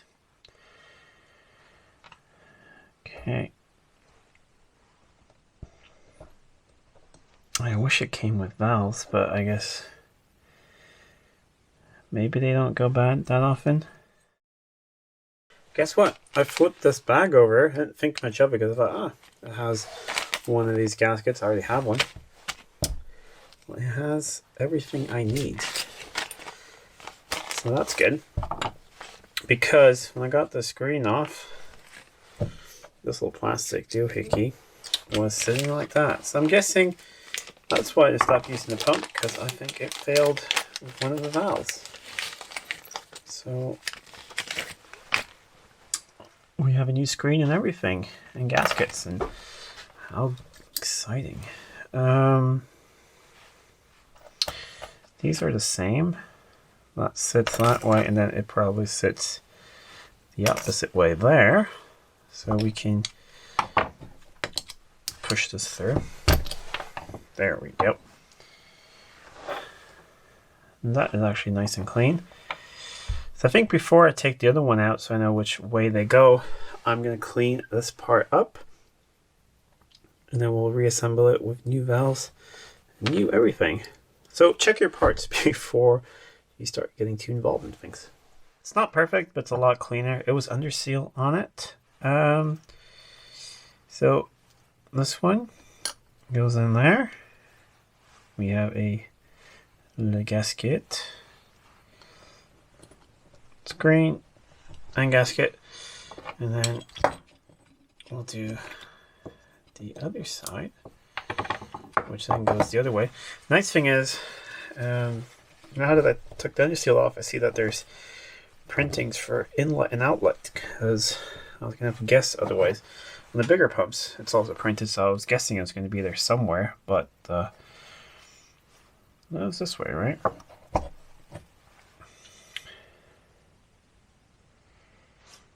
Yeah. That way, and then just the gasket. So, inlet, outlet. Then we have new ones of these. Go on, and yeah, I'll clean this up a little bit as well. So let me clean that up. I'll put these on, and then we'll put in a new diaphragm and points and see if this thing works. It's all back together, but as you can see, I've been sanding it a little bit here, just sandpaper here on the flat surface, and we have some low spots. So I'm going to get this completely flat, just so we get this nice and tight. I had an issue on the first SU pump I rebuilt when I was a teenager. It had a warped case and it always leaked. And well, you live and you learn. So I'll continue that, get this nice and flat. And then it's just time to move that over, the spring over, put the points in. I really, really hope this thing works. That looks a lot better. So I picked this gasket because it says original SU on it. We'll use that. We don't need these, so we'll get some spares. We'll need that. And then there's a plastic clip in here that you can usually lift out. We'll put that in there. And let's see. I'm gonna get new points.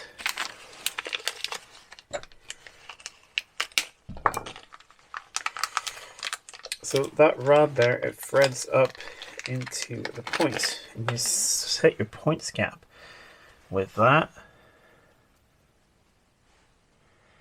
So we need a pin in all of this. You'll see this in great detail in my other video, so I will just put this together with the points, and then I'll show you this how you set the gap, and then we'll screw the rest of it together, and it should work. Points are in, cable's up there, and I just started this thing. So you push it in, twist it, and you start winding it in. Then you need to use the top half of the points.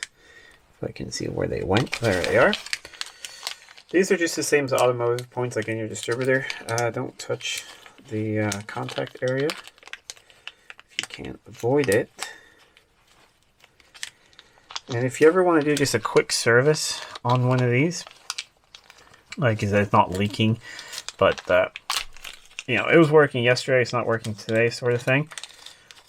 This top can be really quickly removed, clean. You can clean the contact area there, and that will usually, you know, get you going.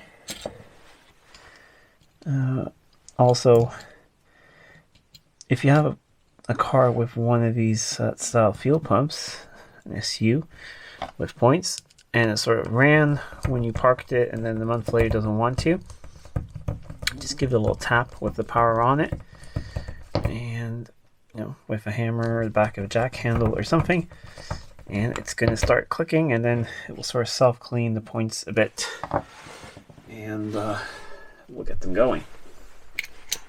So as you can see here, the points are opening. You want to screw this in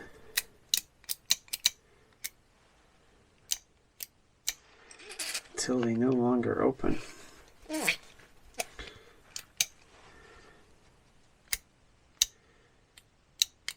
Still opening.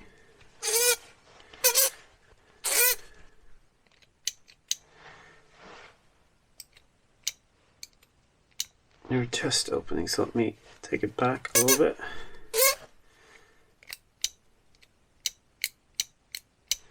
They're opening.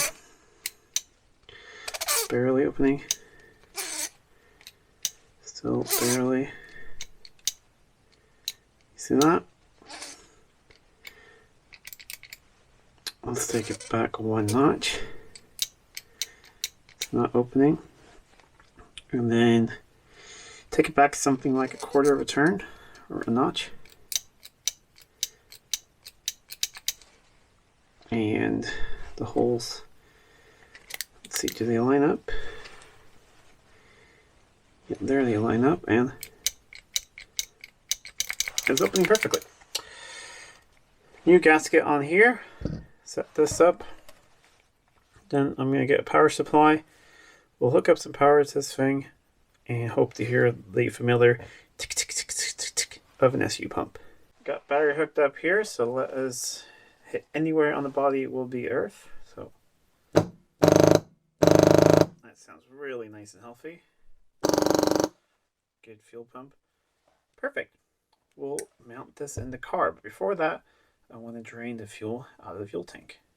What I've done here is just disconnected the fuel line from the carb, put that in a small gas can. There isn't much in the tank. I thought we'd use the old pump to pump what's in there out. Maximum should be that amount, 5 liters. I don't really think there's more than that. I also had a look. The fuel line looks pretty good inside this braided protective sleeve here. But I'm going to go to the parts store later and pick up some new fuel lines for this thing. And let's just turn on the ignition. You also get to hear how noisy this pump is. Hear that? It's pretty noisy back here. Let's see if we're getting a good flow. Yeah, I can hear it.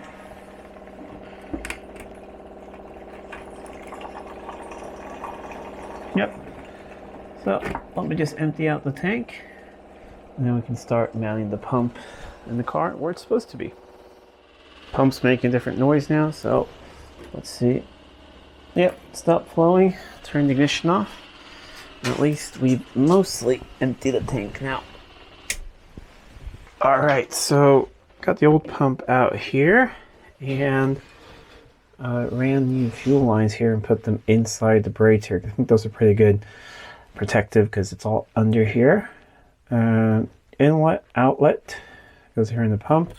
I found behind here the ground wire that goes on here, so I cleaned that up, put that there. Here's the positive that goes onto it. So I'm going to try and get these connections on, slide this in, screw it in.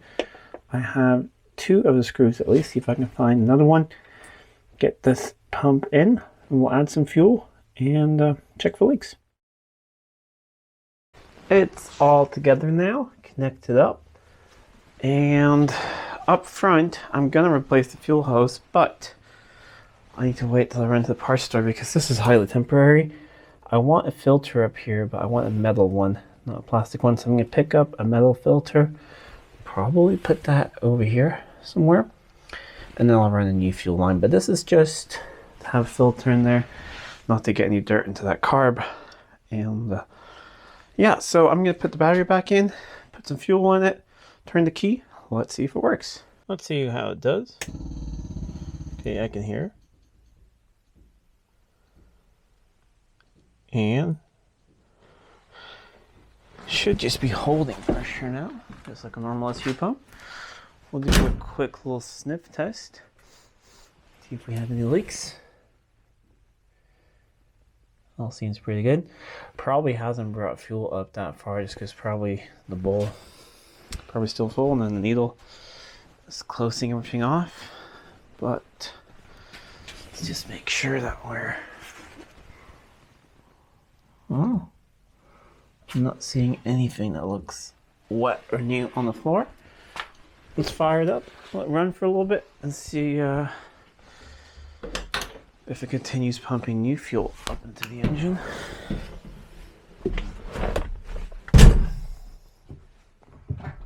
Give it some choke.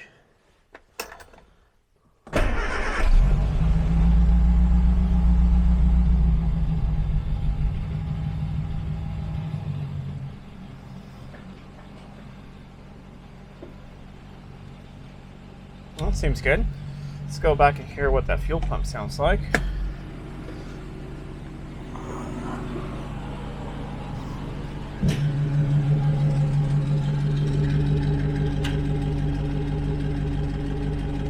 I hear it, ticking sometimes, but that is just like SU pumps. It's really nice and quiet once it's running. This thing does have a lovely exhaust sound.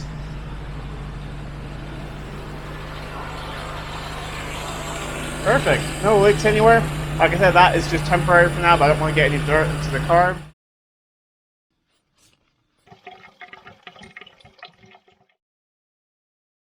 Let's try and get the top hose off here. I'm not really sure exactly how the radiator is mounted, but we have bolts here on the thermostat housing, and we have there as well. So I don't know. We're gonna have to try and figure this out. It's not probably necessary to remove the radiator, but I think it's just easier for me to get it out and flush everything. All the clamps are pretty good, so we'll reuse those.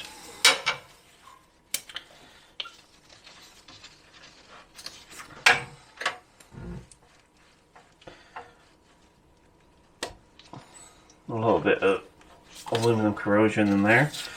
So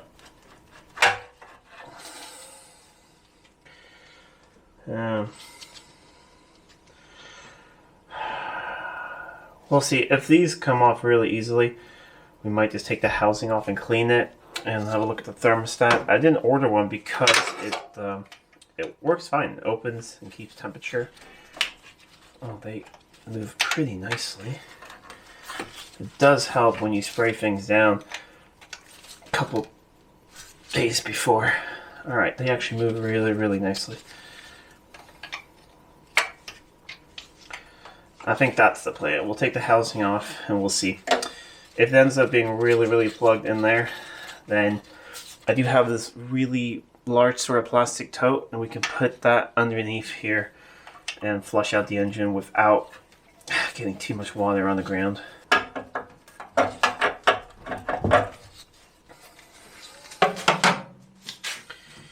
Okay, so the radiator's a little loose now.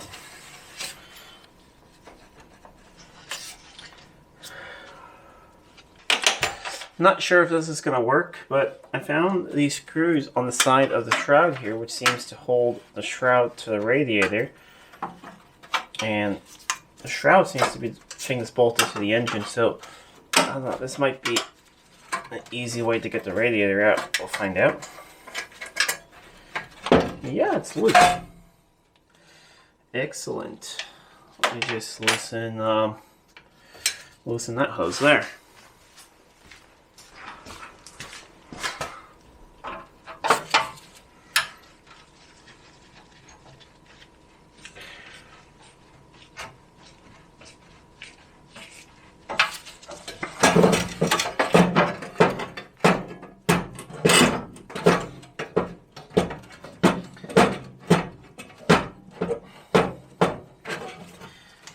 And one very small cute radiator out of there.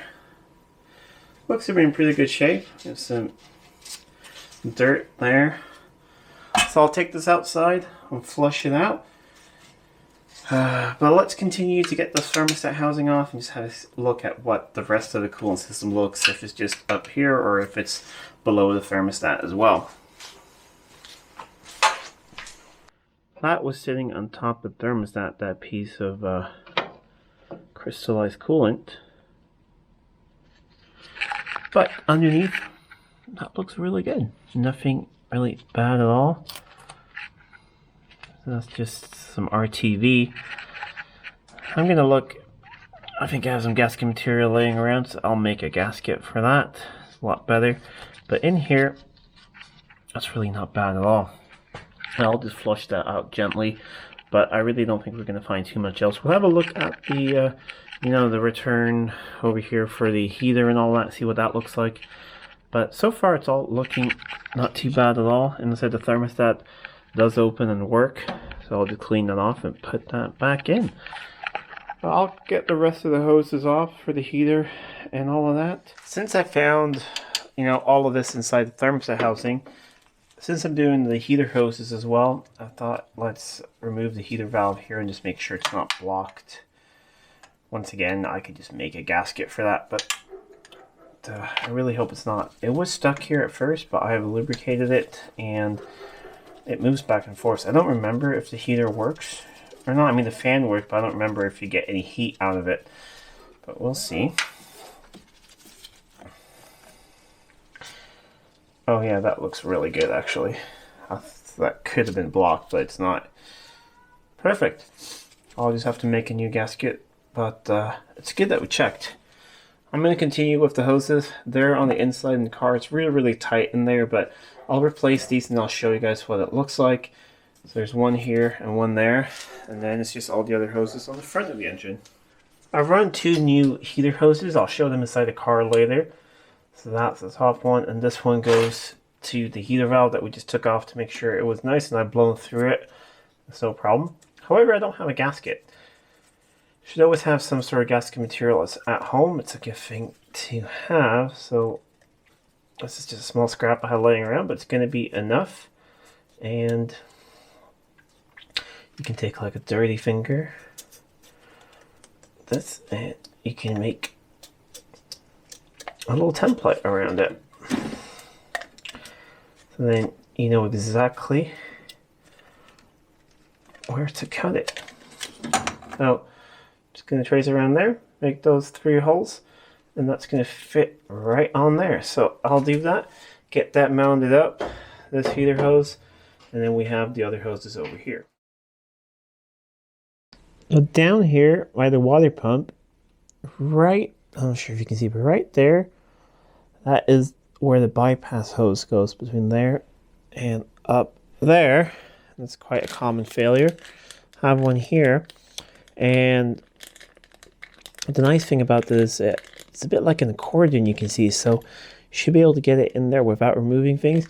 It's very similar to the bypass hose and XK engine, except those are really difficult to do without removing the thermostat housing and everything. And here it's the cylinder head. So I'll try and sneak that up in there. Got new hose clamps. And then I have the lower hose here. And there it goes up for the return for the heater. So yeah, got all that going through there. It's so tight down here I can't really film while doing it. But I'll put those hoses in place. I have the thermostat housing up there with a gasket just sitting with some Hylimer. So we'll get all this in place, and then it's really just a top hose, and then can slide the radiator in again. I decided to just open up the float chamber here because I remember I took this off when we got it going the first time because the float was stuck, and I tore that gasket. I have a new one, and I thought might as well clean it out in here. This is my second go, so I just with a brush in here, and then I sucked it out. So I don't know if you can see that, but it's still getting a little brown. Now I have brake clean in there, just making it as good as possible. The fuel tank looks good inside, and we have a fuel filter running. I think we'll replace that after a little bit. I do have a all metal one on order, but I'm going to relocate the filter to up here. That's really far away from any heat source or anything, so that shouldn't be a problem. But they were all out of the metal ones at the parts store, so I should get one next week. But yeah, let me suck out the last of that, and I'm going to clean off this gasket surface, put a new gasket on there. And then I think we are pretty much ready. We have the whole coolant system together and all that. I'm also going to just take off the dash pot and just clean inside here a little bit, clean that up. Then I want to move on to brakes. Rear ones can be fine. Just gonna check the front ones, see what they're like. And then I think we're pretty much ready to maybe go for a little bit of a test drive. Bleed out the coolant system, get this thing nice and warm so we can change the oil. There we go. Not perfect, but a lot better. Just cleaned off the dash pot. It was very clean and nice inside there. Actually, I think I've already cleaned the inside. And cleaned up there. Ran new fuel line over there. And it's all hooked back here, so that should be really safe and out of the way. That fuel filter is really far away from any heat source as well, so I do actually think it's going to be fine. But before I do hand the car over to someone else, I will replace that with the metal filter. But right now I like being able to see, yeah, what the fuel looks like. Oh, we're pretty ready. I'm just going to roll the car forward a bit, and then we'll have a look at the brakes. And then I think we could go for a little bit of a test drive. Honestly, this doesn't look bad. This thing sat outside my workshop for about 6 months after that. I don't remember how long this thing off the road. It was in a barn before that, but I sat outside, and just from driving in here, this is worn off. So yes, they're not perfect, but there's no ridge on them or anything.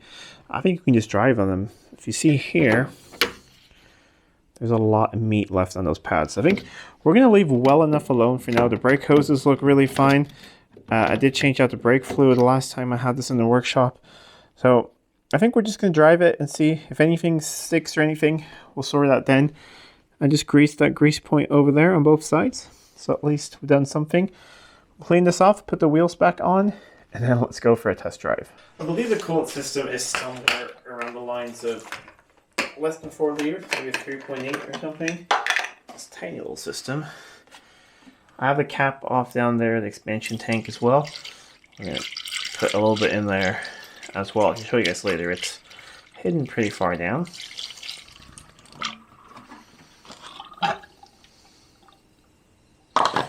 Yeah, we're not getting much in here.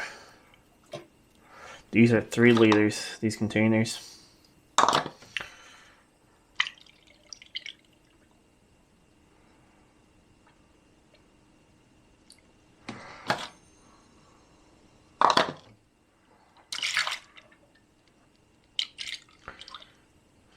I think that is good enough to start it up. We'll bring it outside and we'll take off the cap and get the rest in there.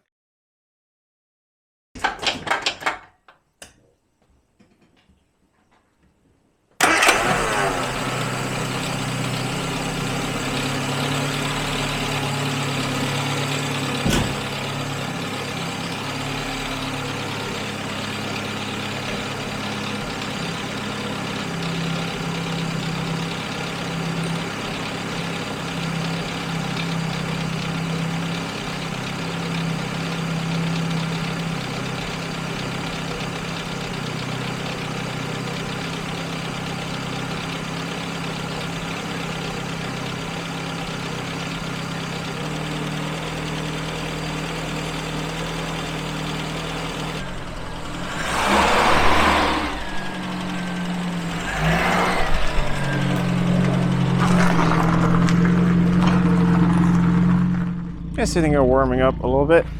I show you guys the heater hoses I replaced in here. How the carpet's out. Spilled a little bit on the floor. I'm probably just going to clean off the floors and give them just a light coat of paint, but they're in really good shape. If you have a look down there, you see one hose there, one hose above there. So that's everything for the heater. So heater is set on max now. We should get some heat going through in a little bit. Let's see what it looks like under here. Warming up for two reasons now. I want to take a little test drive. I want to make sure the coolant system's working, and we'll leave it through and we can fill up when we get back. And also want to warm up the engine so that I can change the oil when we get back. The carb is looking really nice there, I think.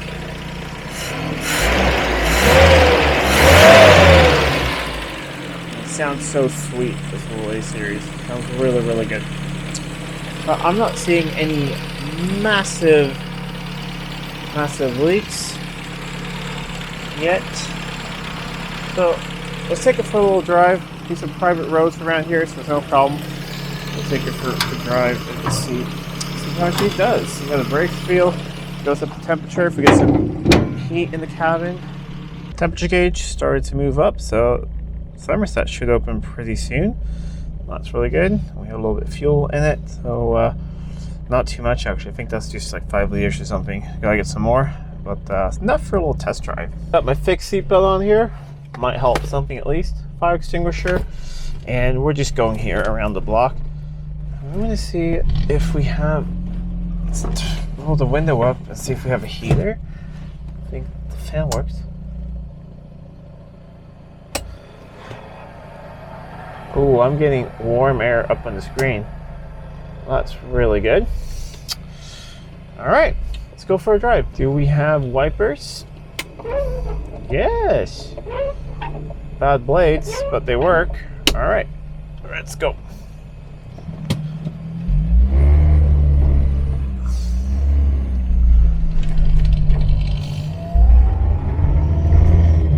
Second.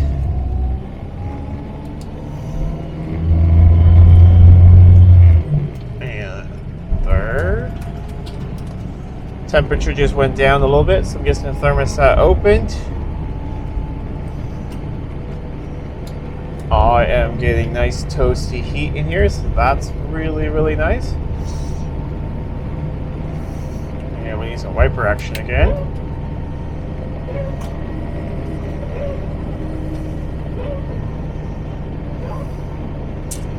This is actually really nice. There's quite a bit of road noise, but that's also because the whole rubber here is sitting in the back. It started to fall off. I need to glue that back on, but it does handle like a little go-kart, this thing. And there. Now with the engine mounts fixed, it's not hitting anywhere. The gear change actually feels better as well. Probably want to turn down the heater a bit. We'll just open the window instead. I want to make it circulate everything through so we bleed the system, but we're sitting right at the beginning of N on the gauge. That's good. Speedo works. So yeah, a set of wiper blades would be good. Oh, high speed works as well. And they park. I mean, what else can you ask for? So over here we're going to turn around. Like I said, I don't have that much fuel in it, and I don't feel like walking. But this is enough for such a small car, just to warm it up, to get the coolant circulating, and also get the oil a little warm. So we're gonna try the turning circle here. Brakes feel like they're doing something.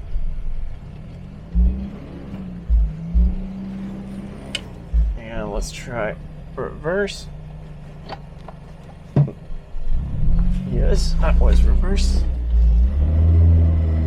It's nice that the heater worked because I have a little bit of plan for this car. I already have a potential buyer for it. Just needs to be on the road and ready.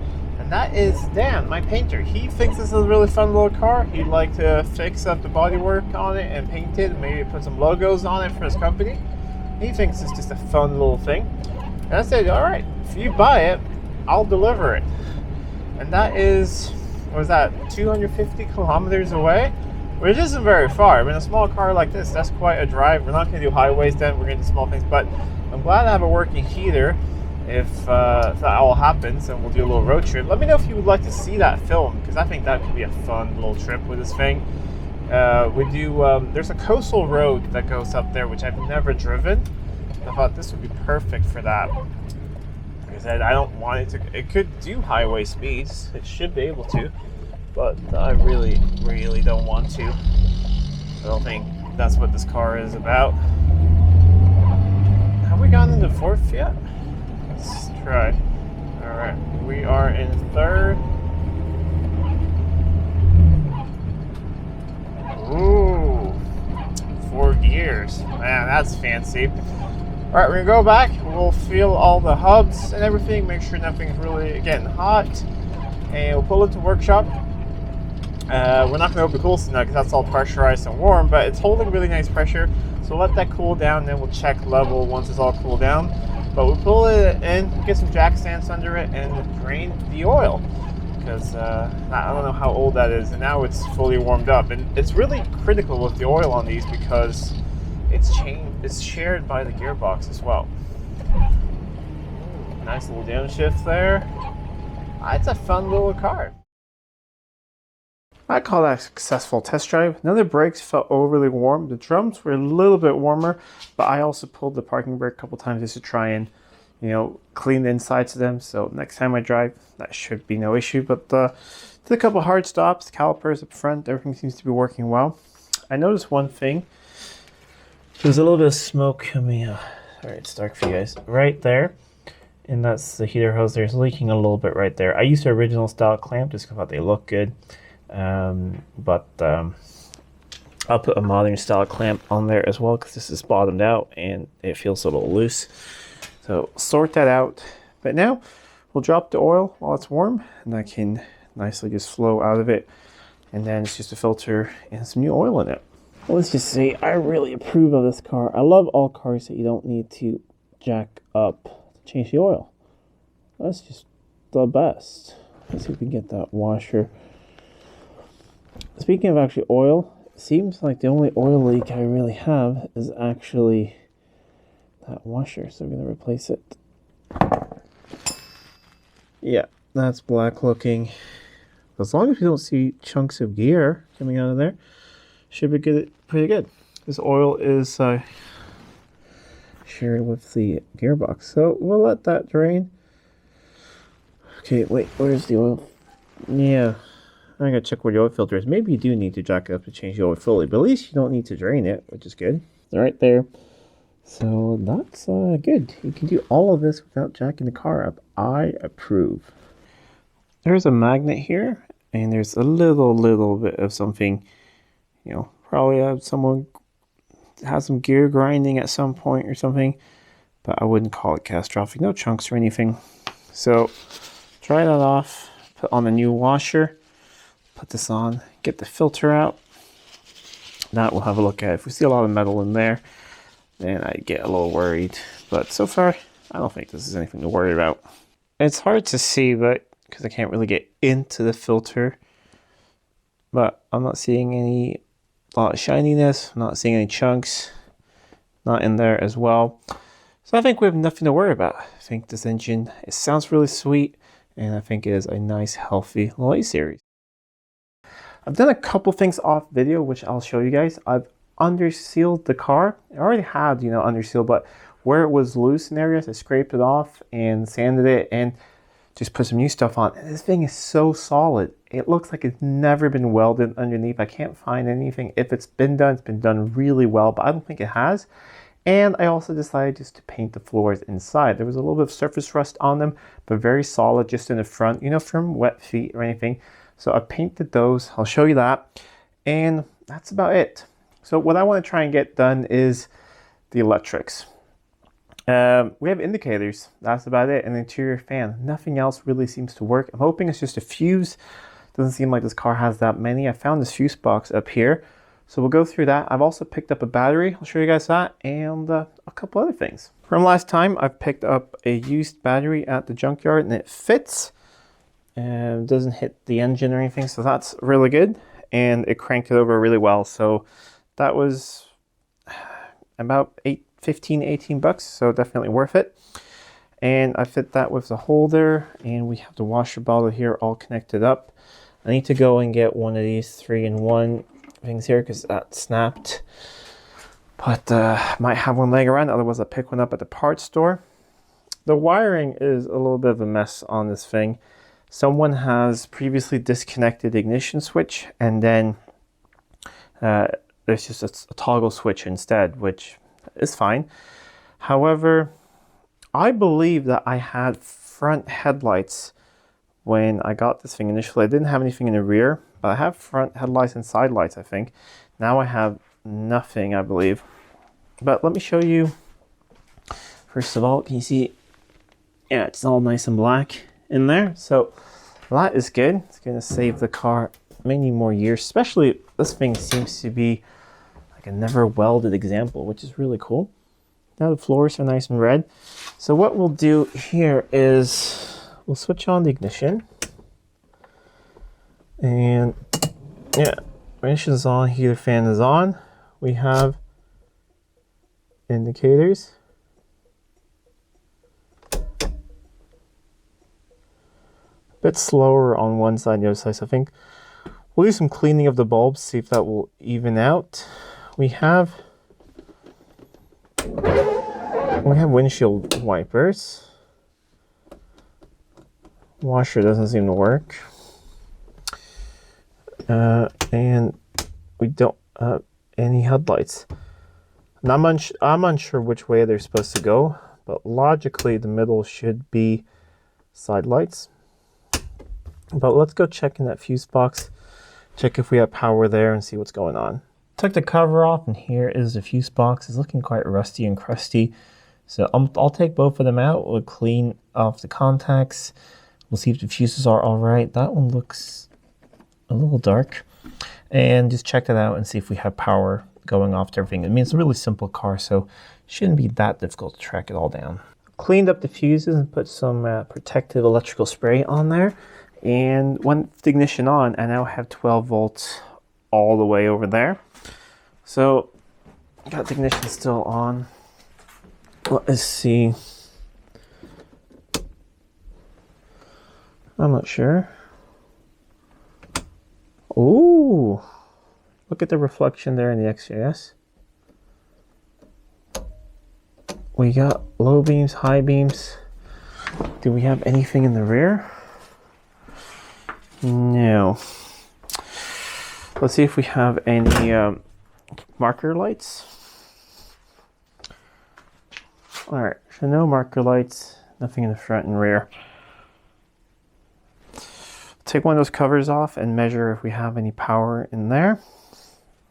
But this is a really good first step. Let's see if we have a horn now, just for fun. No, still no horn.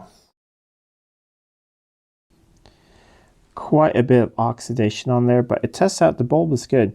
So I think I'm going to take some time and just clean out all the bulb holders and all the bulbs, and we'll see if that makes any difference.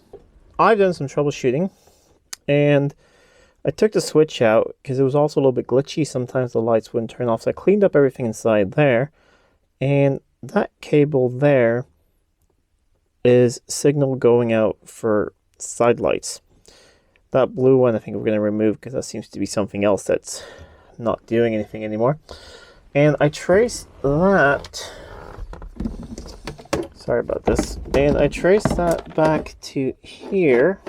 Yeah, this is just the worst when you're under a dash trying to film for you guys, but that cable right there, you see the fuse holder there? My fingers, I can't get this to work. There we go. That fuse holder there is also red, and that's not connected to anything. So what we'd do is I'll grab a little fuse. Ooh, there's something laying here. It's a 35 slow. I don't know if that belongs there or not, but I grabbed a 5 amp one just so it blows easily if something goes wrong.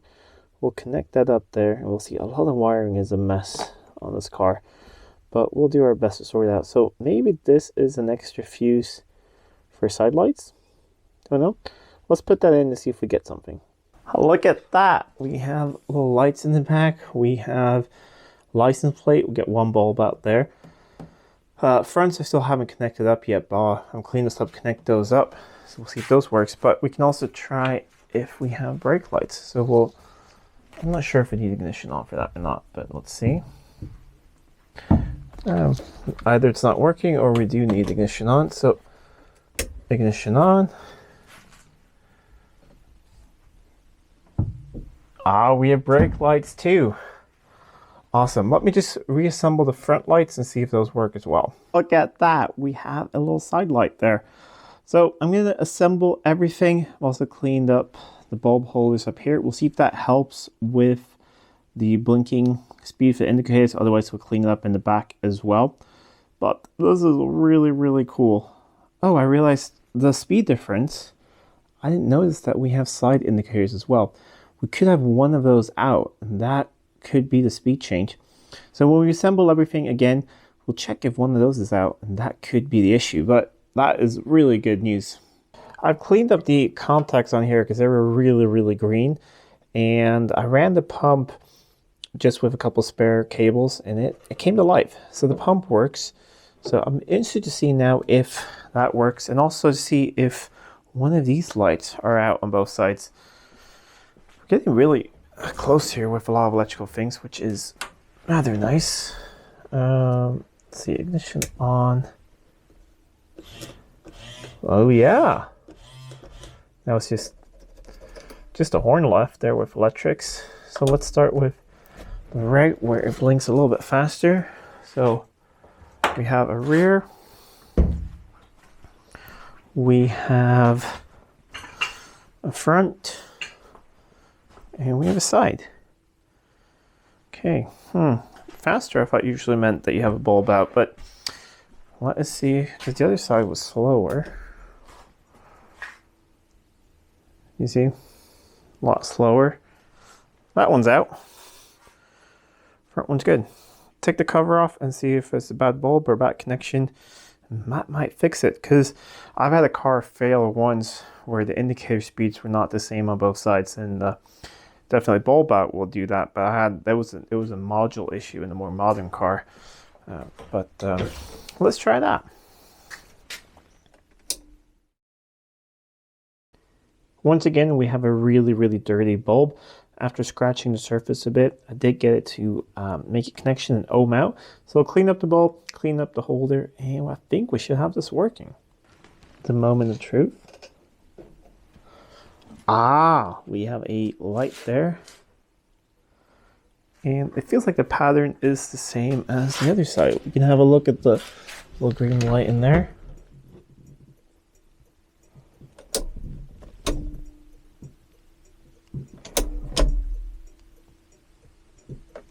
Definitely the same. That's really good. I think I found the issue with the horn, and I may have fixed it. So there are two horns, and they get connected to one and then to the other one. So the first horn over there, you see the green oxidation there? It had broken off the connections on it. So I just made some extensions and I connected to that one. So we'll see if the stock and everything works. And we can live with having one horn for now, and then I can see if I can track the other one, or if I can sort of maybe solder a connection onto there. But right now it's just all about seeing if we can get this thing on the road. So I think the horn is pushing in here. It works. Awesome. I think that is it. I think we have every single electrical thing working. Need to fix one light in the back for the number plate. But other than that, I think all electrical things on this car are working now. Here with the barnfind Morris 1300. Today, we're going to try and make it look not that much as an old barnfind, but try and shine up the paint. It definitely needs to repaint. However, let's just see what we can do with it. It's red, should shine up pretty nicely, and hopefully just give it a little bit of a better impression, because in the next couple of days, I'm going to book this thing in and get inspected and back on the road. So I'm going to quickly just give it a little bit of a wash, clean up the dust. I washed it thoroughly a couple of weeks ago, so just really get the dust off, and then I'm just going to polish it with some polishing compound, and then we're going to use the Meguiar 3-in-1 wax that we tried on the XJ6 and just see how nice we can get this thing to look. But I'll do a quick little walk around for you guys, rinse it off, and then we'll start working. We're on a little bit of a time crunch because I want to do it outside and it's supposed to rain in a couple hours. So let's see how much we can get done before the rains. So it is definitely pretty dull and all that. So I think, I mean, we're not gonna do anything about like the blisters and things. It is getting repainted by the new owner, but it'd just be nice to get a little bit better. And there's some dents here in the doors and things. Not gonna do anything about that, but just make it shine a little bit more. It actually looks shinier on camera than it is in real life. It's really quite dull. If you have a look here, because you can almost polish it with your finger. So let me wash it off real quick and then we'll start just polishing.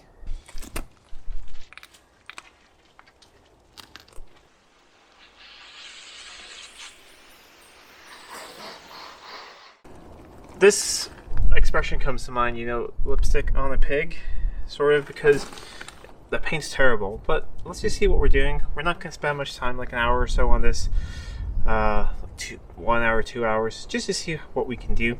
So this is just Meguiar's Ultimate Compound on here, and let's see. Look, this is really, really dull right here. So let's try it.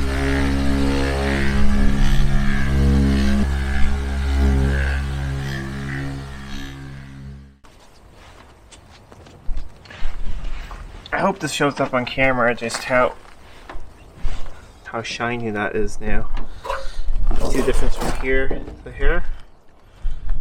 So I think this is gonna really, really work. Yes, that's not going for perfect. I just want to see if I can get some shine out of it. I'll continue here a bit and we'll see. Then we'll do the hand wax on it afterwards, and I think it should be pretty good. So I'm gonna hit this here, really right there a little bit. Actually, that was just some stuff left in the paint, some of the compound. I really, really hope, let me check the camera here. I really hope that shows up just how nice that shines up.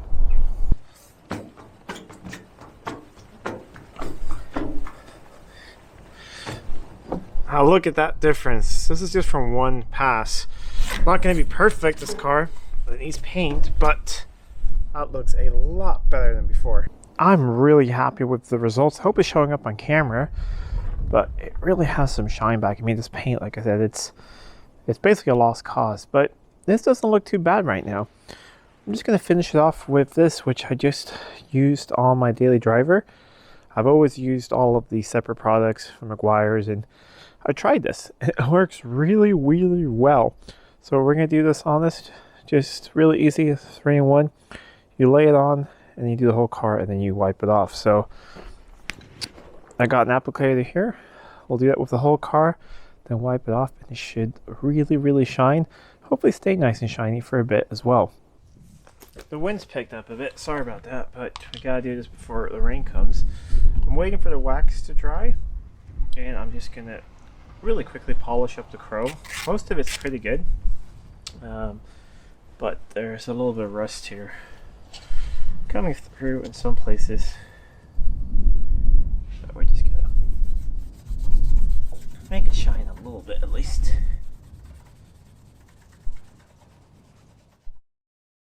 It started raining when I was about to take the wax off, or I did the roof at least. See, maybe you can see just how nice that is beating on the roof. So I'll let this thing dry a little bit, remove the rest of it, and then I'll show you guys how nice and shiny it looks. It's definitely not perfect, but judging by how that's looked before, I think it turned out really, really well. I think it's that paint on a couple of panels, because you can really tell the difference. Like the wings, I can get a lot more shine out of than the bonnet, and some doors are easier to get shut. So Yeah, it's been painted, definitely, but look at that shine. One of the best parts is right here. Look at that, looking really, really, really good. Like I said, I just wanted to see how much I could do with, what have I spent, like 2 hours on this? And I think it looks really good. I've gone over all the chrome and stainless as well. So I'm gonna let it sit here now because it's raining. Then I'll give it just a little bit of wash to get any of the wax residue that's stuck anywhere off. And then next couple days, we'll go and see if this thing can legally go back on the road. And that's it for today's video. I hope you guys enjoyed one of the last videos in this series of the Morris. So next couple days, I'm going to try and get a time down to get this thing inspected, see if it's actually back on the road. I have a small little oil leak from the oil filter housing, so I'm going to have a look at that, if I can just snug it up or what's going on. Other than that, it is ready to go.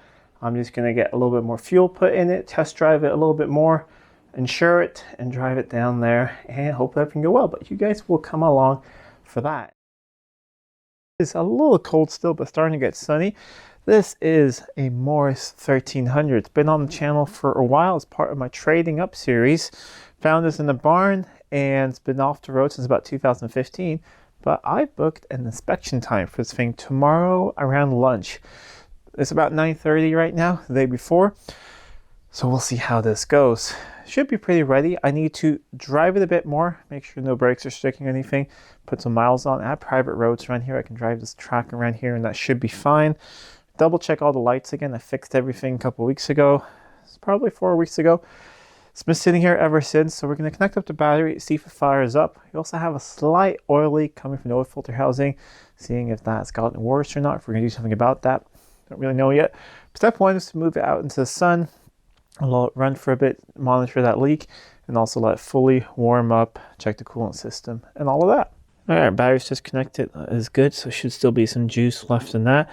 If I remember one thing, this hose clamp here, I've tightened all the way to the original clamp, but it still leaks a little bit. So I'm going to go look for a clamp, replace that, and then possibly top up the coolant a little bit. The oil level should hopefully be,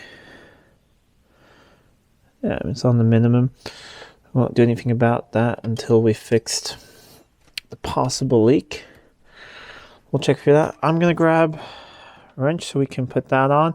I'll grab another hose clamp and possibly some coolant, and we'll see if this thing fires up.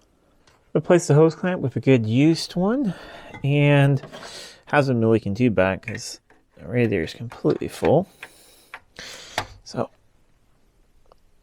it's a little bit tight, this new cap. I'll try, there we go, get that on, and let's go in and see if it fires up. Like I said, 3-4 weeks, something like that. We had ice on the windscreen about an hour ago, so it is a little chilly. That was good. I heard the pump click. And let's see.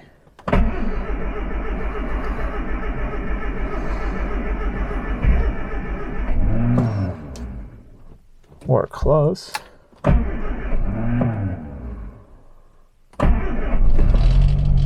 There we go. Oil pressure.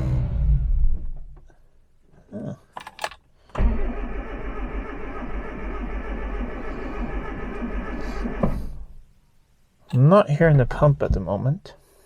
Now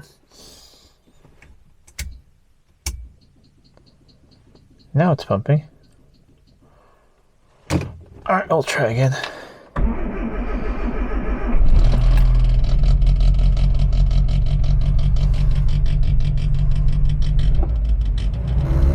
Charging. Perfect. Let the clutch out. We'll let this thing warm up a little bit. I'm going to move out into the sun. We will put this on maximum heat. We'll let everything warm up a little bit. We do have a bit of fuel, so that's good. And we'll see how it runs after a while. We're going to check on that oil leak as well. Idle's a little low. I'm going to adjust that. Just took it for a brief little drive. It's pretty much up to temperature now. It's opening up here. I wiped the oil leak clean. And one thing, if I use the lifting pin, I think it's running a little rich, also because it should actually be a little lean with the air filter off. I used the lifting pin, let me see here. You see, when I lift it, the idler goes up. So, I'm going to get a screwdriver. We'll turn down the mixture just a little bit. And should be a little bit better. I will put it on my exhaust gas analyzer as well, just check emissions are fine. I will check timing as well. But it is running, it's charging around the end of its normal. So yeah, things are going pretty well. Just removed the dash pot and had a look inside here. I just wanted to make sure that the jet moves with the choke, and it does. There we go.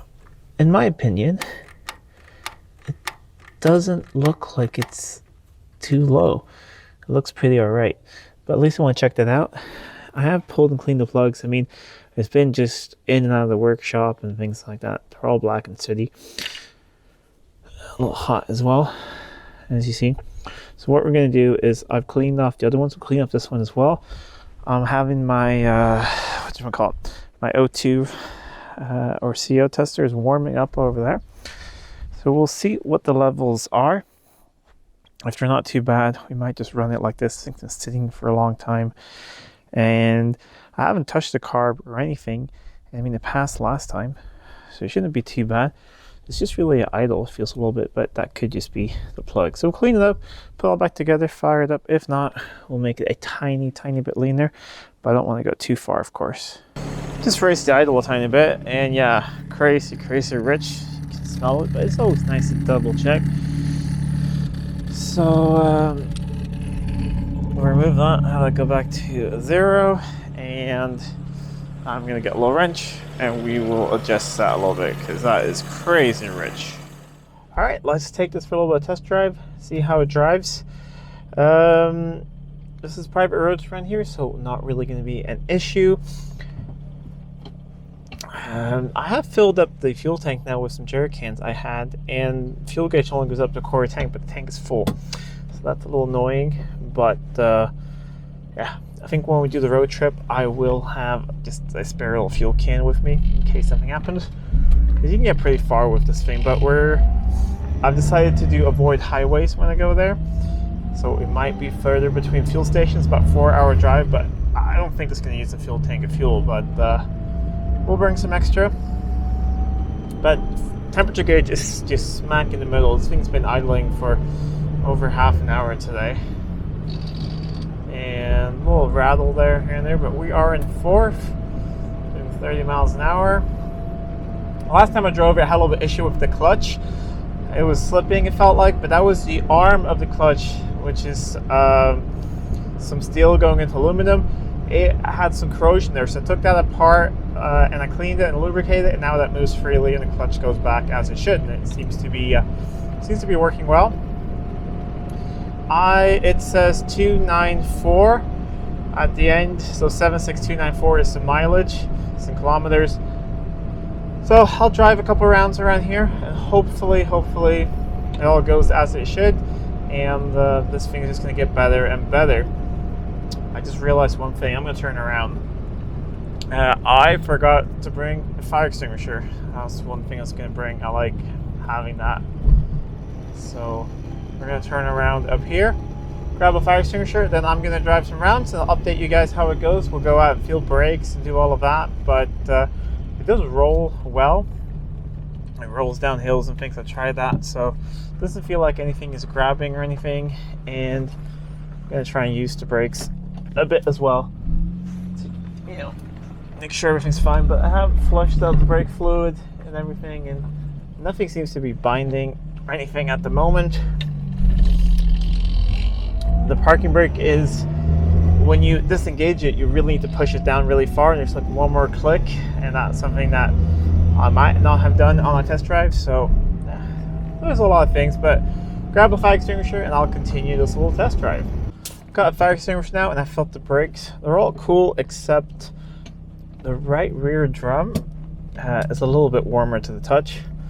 But we'll see if that just self-clearance or something. I mean, it does roll by itself, so it's not grabby or anything. But that is the side that was a little bit seized on when I picked up the car that was sitting in the barn. But after just a couple small taps on the outside with a hammer, it let loose. So we'll drive now for a bit and we'll see, just make sure it doesn't get any worse. But I'll drive for another 10 minutes or so and I'll go out and feel it and update you guys how it's going. Otherwise we might need to just make sure that the parking brake mechanism is going back all the way on there or something else. I really don't have any parts, so I hope I don't have to. That is a gear shift when you're in fourth. I really hope I don't have to go into anything. I've been up to the blistering speed of 40 miles an hour and felt pretty good, but this does not feel like a highway car. It's quite revvy, so I'm glad I'm doing avoid highways, even though it will take almost twice as long to get there.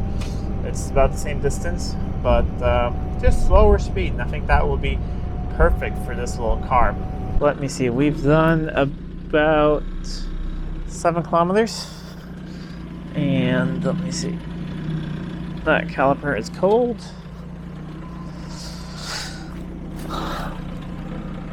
So is that one. This one sounds hot. Something's vibrating in the back. I don't really know what it is. Might be a license plate. Oh, we gotta figure that out. That drum is cool.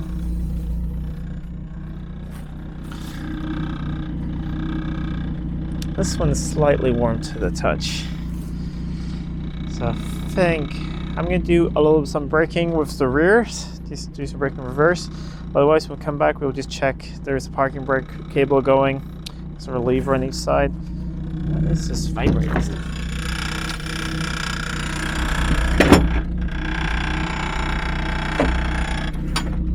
Ah, that's it. I'm going to put the spare tire back in. That'll be fine. All right, good. But yeah, it's really fun to drive. Don't want to drive it very fast though, but it is a joy to drive. Lots of torque. You can stay in fourth for a long time. But yeah, I haven't really been up to any speed, which I don't think I would like to either. All right, next day here and about to head off. Hope it all goes well. I've driven it a little bit more. That right rear brake doesn't really feel to get hot anymore. I think it's sort of self-clearing. I also lubricated just the parking brake mechanism a little bit. I've checked the lights, checked the windshield wipers, the washer, all of that. So this will be the first a little bit longer drive, and hopefully it all goes well. Sometimes I'm able to film at the station. It sort of depends who it is. Also don't really want to disturb them if they're really busy. If I'm just there alone. But on a Friday, probably not.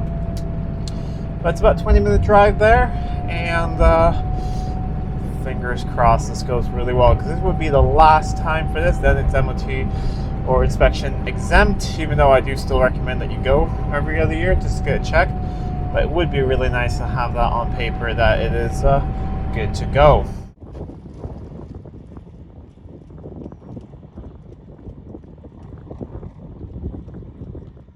Alright, after the results, I just drove over here and it's not perfect, but it's just one thing.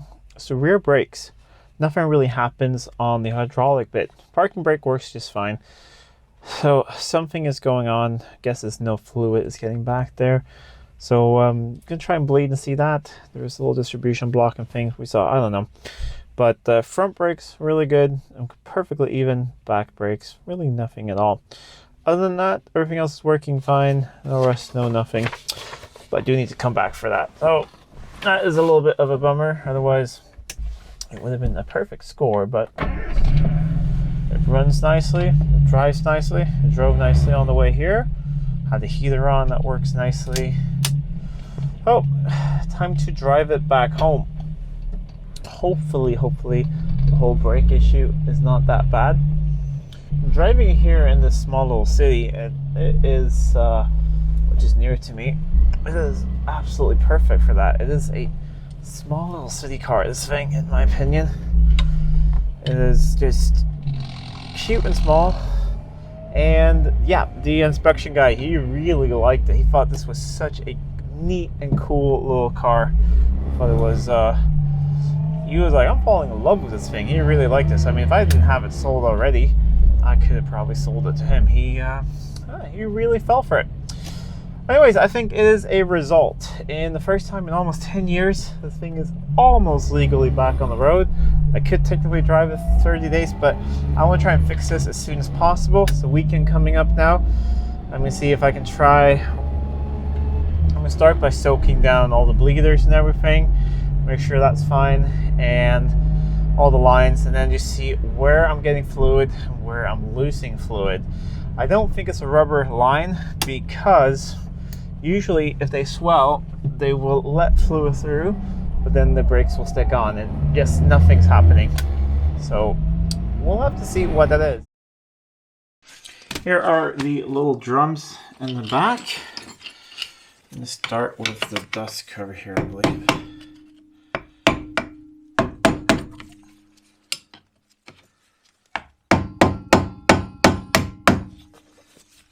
There we go.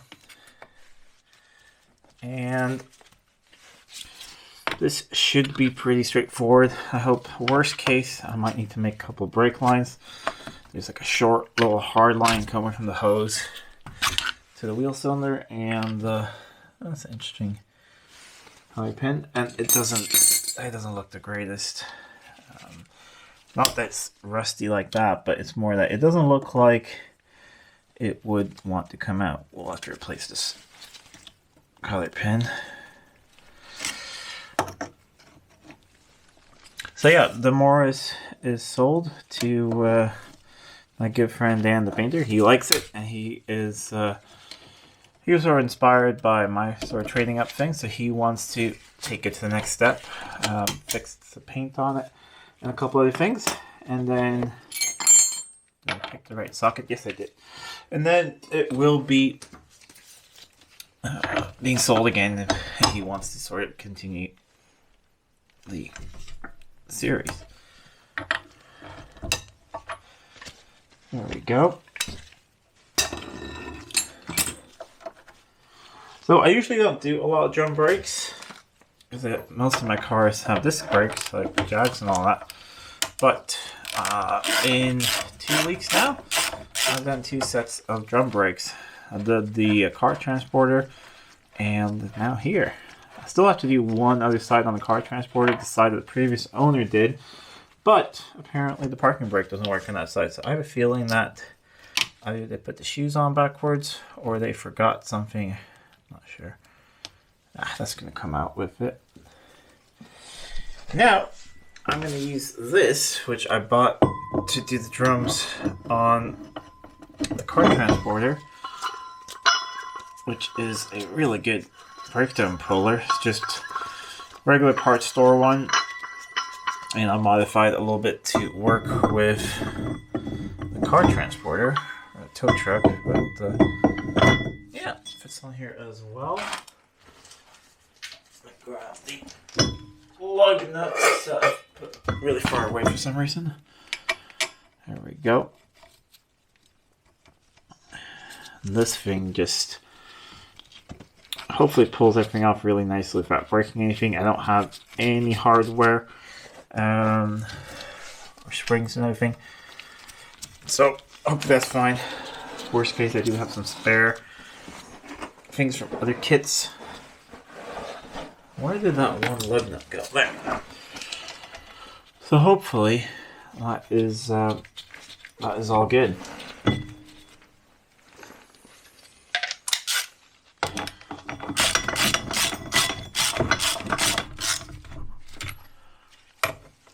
So while filming this, I've released the MG video, and I sort of said that that's the end of this trading up. But you guys like the idea of either having a new series or sort of just wheeler dealering, getting cars, fixing them up a bit, sell them off for a profit, just doing little fun things like that. So I think that's what we're going to do. And that is also kind of one of the reasons why I got the tow truck.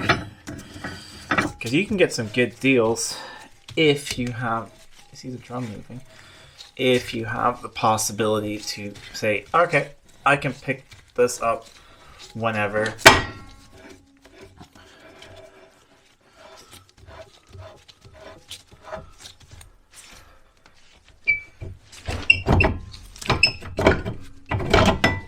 There we go. There is the wheel cylinder. So I think it'll be difficult for me to film behind here, but you do have a couple of fittings, and well, I'm gonna try and get them off. If not, making a new brake line is really not that big of a deal. So let's try. So the fitting that's on the hose I got off really easily. The other one looks quite rusty, so but there is quite a big hole in the backing plate, so I think I can get the whole line out with the wheel cylinder, and then I'll try it in the bench instead. If not, we will just replace it. One little top tip you can do is, I like to use gloves when I work, so this is a used one, and you can just put that over the stub axle, and there you go. Won't get that much dirt on it.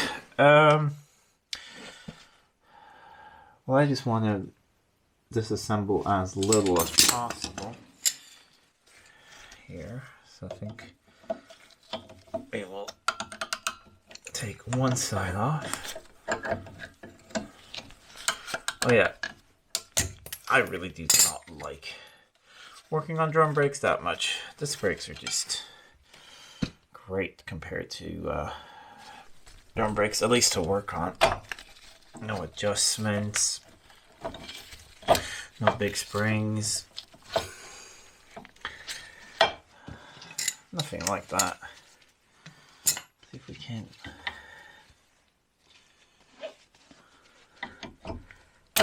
There's that spring.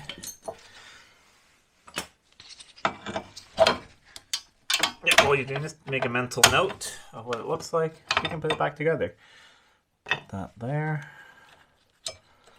That spring goes there, and that spring can probably stay.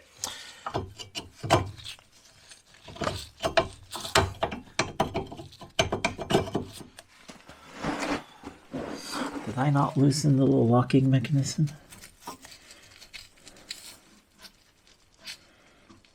No. That's not there. There should be a little locking ring. I thought new ones came with those. There we go. So you see that line there. I'll take it to the bench and I'm just going to heat it up, try and get it off. Make sure that it spins. If not, it's quite simple to make. It's in good shape, but it's just if it's rusty or not. Let me do that. I'll go get the new cylinder. We'll put it all back together and check the adjuster and go from there. Through the magic of fire, this is off and back on. And we'll try and snake that into place. Oh yeah, in case you're wondering, this is what I was missing. The other one, it's just a locking clip. It goes over here and back and holds all in place. It's probably not that vital because it was missing. So, try and get all of this lined up and get that fitting back on.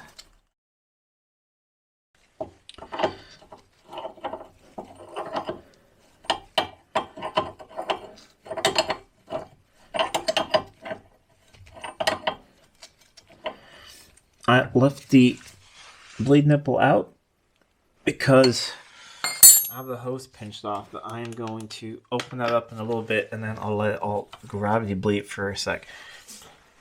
There was fluid in it, so no air should have gone in, and then I can just do a little quick bleed of the system. There we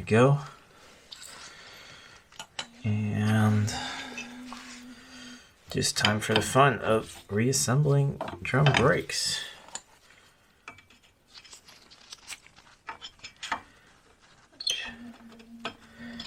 I guess they're really not that bad, but it's just these brakes are easier.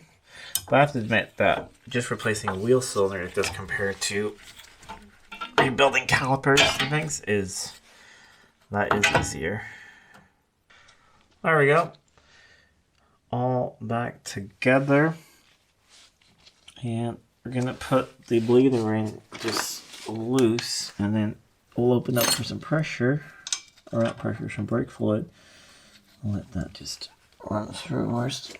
There we go. Got the little clip in place, so it's all nice and sturdy, and it's been gravity bleeding out for a bit, so that is a good start. And then I'll just go around and vacuum bleed the last bit when we did the other side as well. But these are quite simple brake systems, and it doesn't really take too much to bleed out these wheel cylinders. Now we're on to the adjuster and trying to get the drum back on. There we go. And that should be relatively straightforward. Have a look up here. Oh, doesn't look too bad. It's basically just a little square bolt here that you can turn. Just gotta figure out which way. Well, that seems to be sort of a 90-degree thing. That is out, and that is in. So now it is all a little bit tighter, or not tighter, it's a little looser. I mean, remove the glove and get the drum back.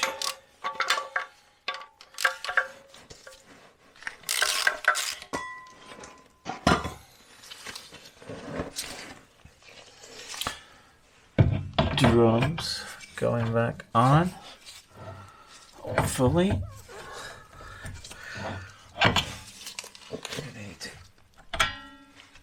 Everything is a little bit sort of loose-ish with drum brakes when you put it back on, so the drum does sort of center it all a bit.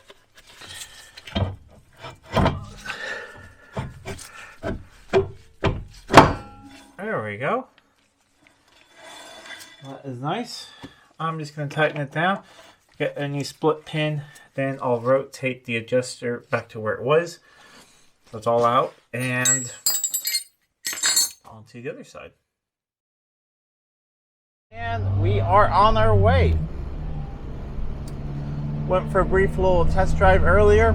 Brakes feel good, and now the pedal was really stiff before. I should have known, but never driven one of these. And now pedal feels good. I was able to lock up the rear wheels on a gravel road. Alright, we're going up a steep hill here. I also tuned the carb up a little bit because I turned the mixture down just last time to double make sure it would go through inspection. So now I've tuned it up so it's a little happier. Because when you do a recheck here, they really just check the other things. And also, it would pass on this as well. I'd turn it down ridiculously just because it'd been sitting for so long, and there was a bit of oil vapor, which I think was bringing it up. But after driving it for a bit there and back, it doesn't have any oil smoke anymore. That's just from sitting, and the rings are coming back in the fresh oil. But yeah, we are doing 50 miles an hour here, and on our way. Hopefully everything goes well with the brakes, and because we're coming up to bank holiday and things, and well, next week, which I think will be a separate video, I want to be transporting this thing to its new home in Gothenburg. Yes, the initial plan was to drive it there. However, doing a small roads would be quite a long drive and things, and I just realized I'm a little bit too busy at the moment. And I have a job for the tow truck in Gothenburg picking up a customer's car on the way back. So I would be driving, up there. Might as well tow this thing. And also just get practice to use the tow truck a little bit. And even though the tow truck is also loud and not the fastest, it's quicker than this thing, it feels like. And it is actually more comfortable as well. I'm about halfway there now. We'll go through this test. Hopefully everything goes well, and I'll let you guys know afterwards. And guess what? We have perfect results, and the little Morris is MOT forever. MOT exempt now. Back brakes were perfect. Fronts were still really good. Parking brake working as it should. So that's all really, really good.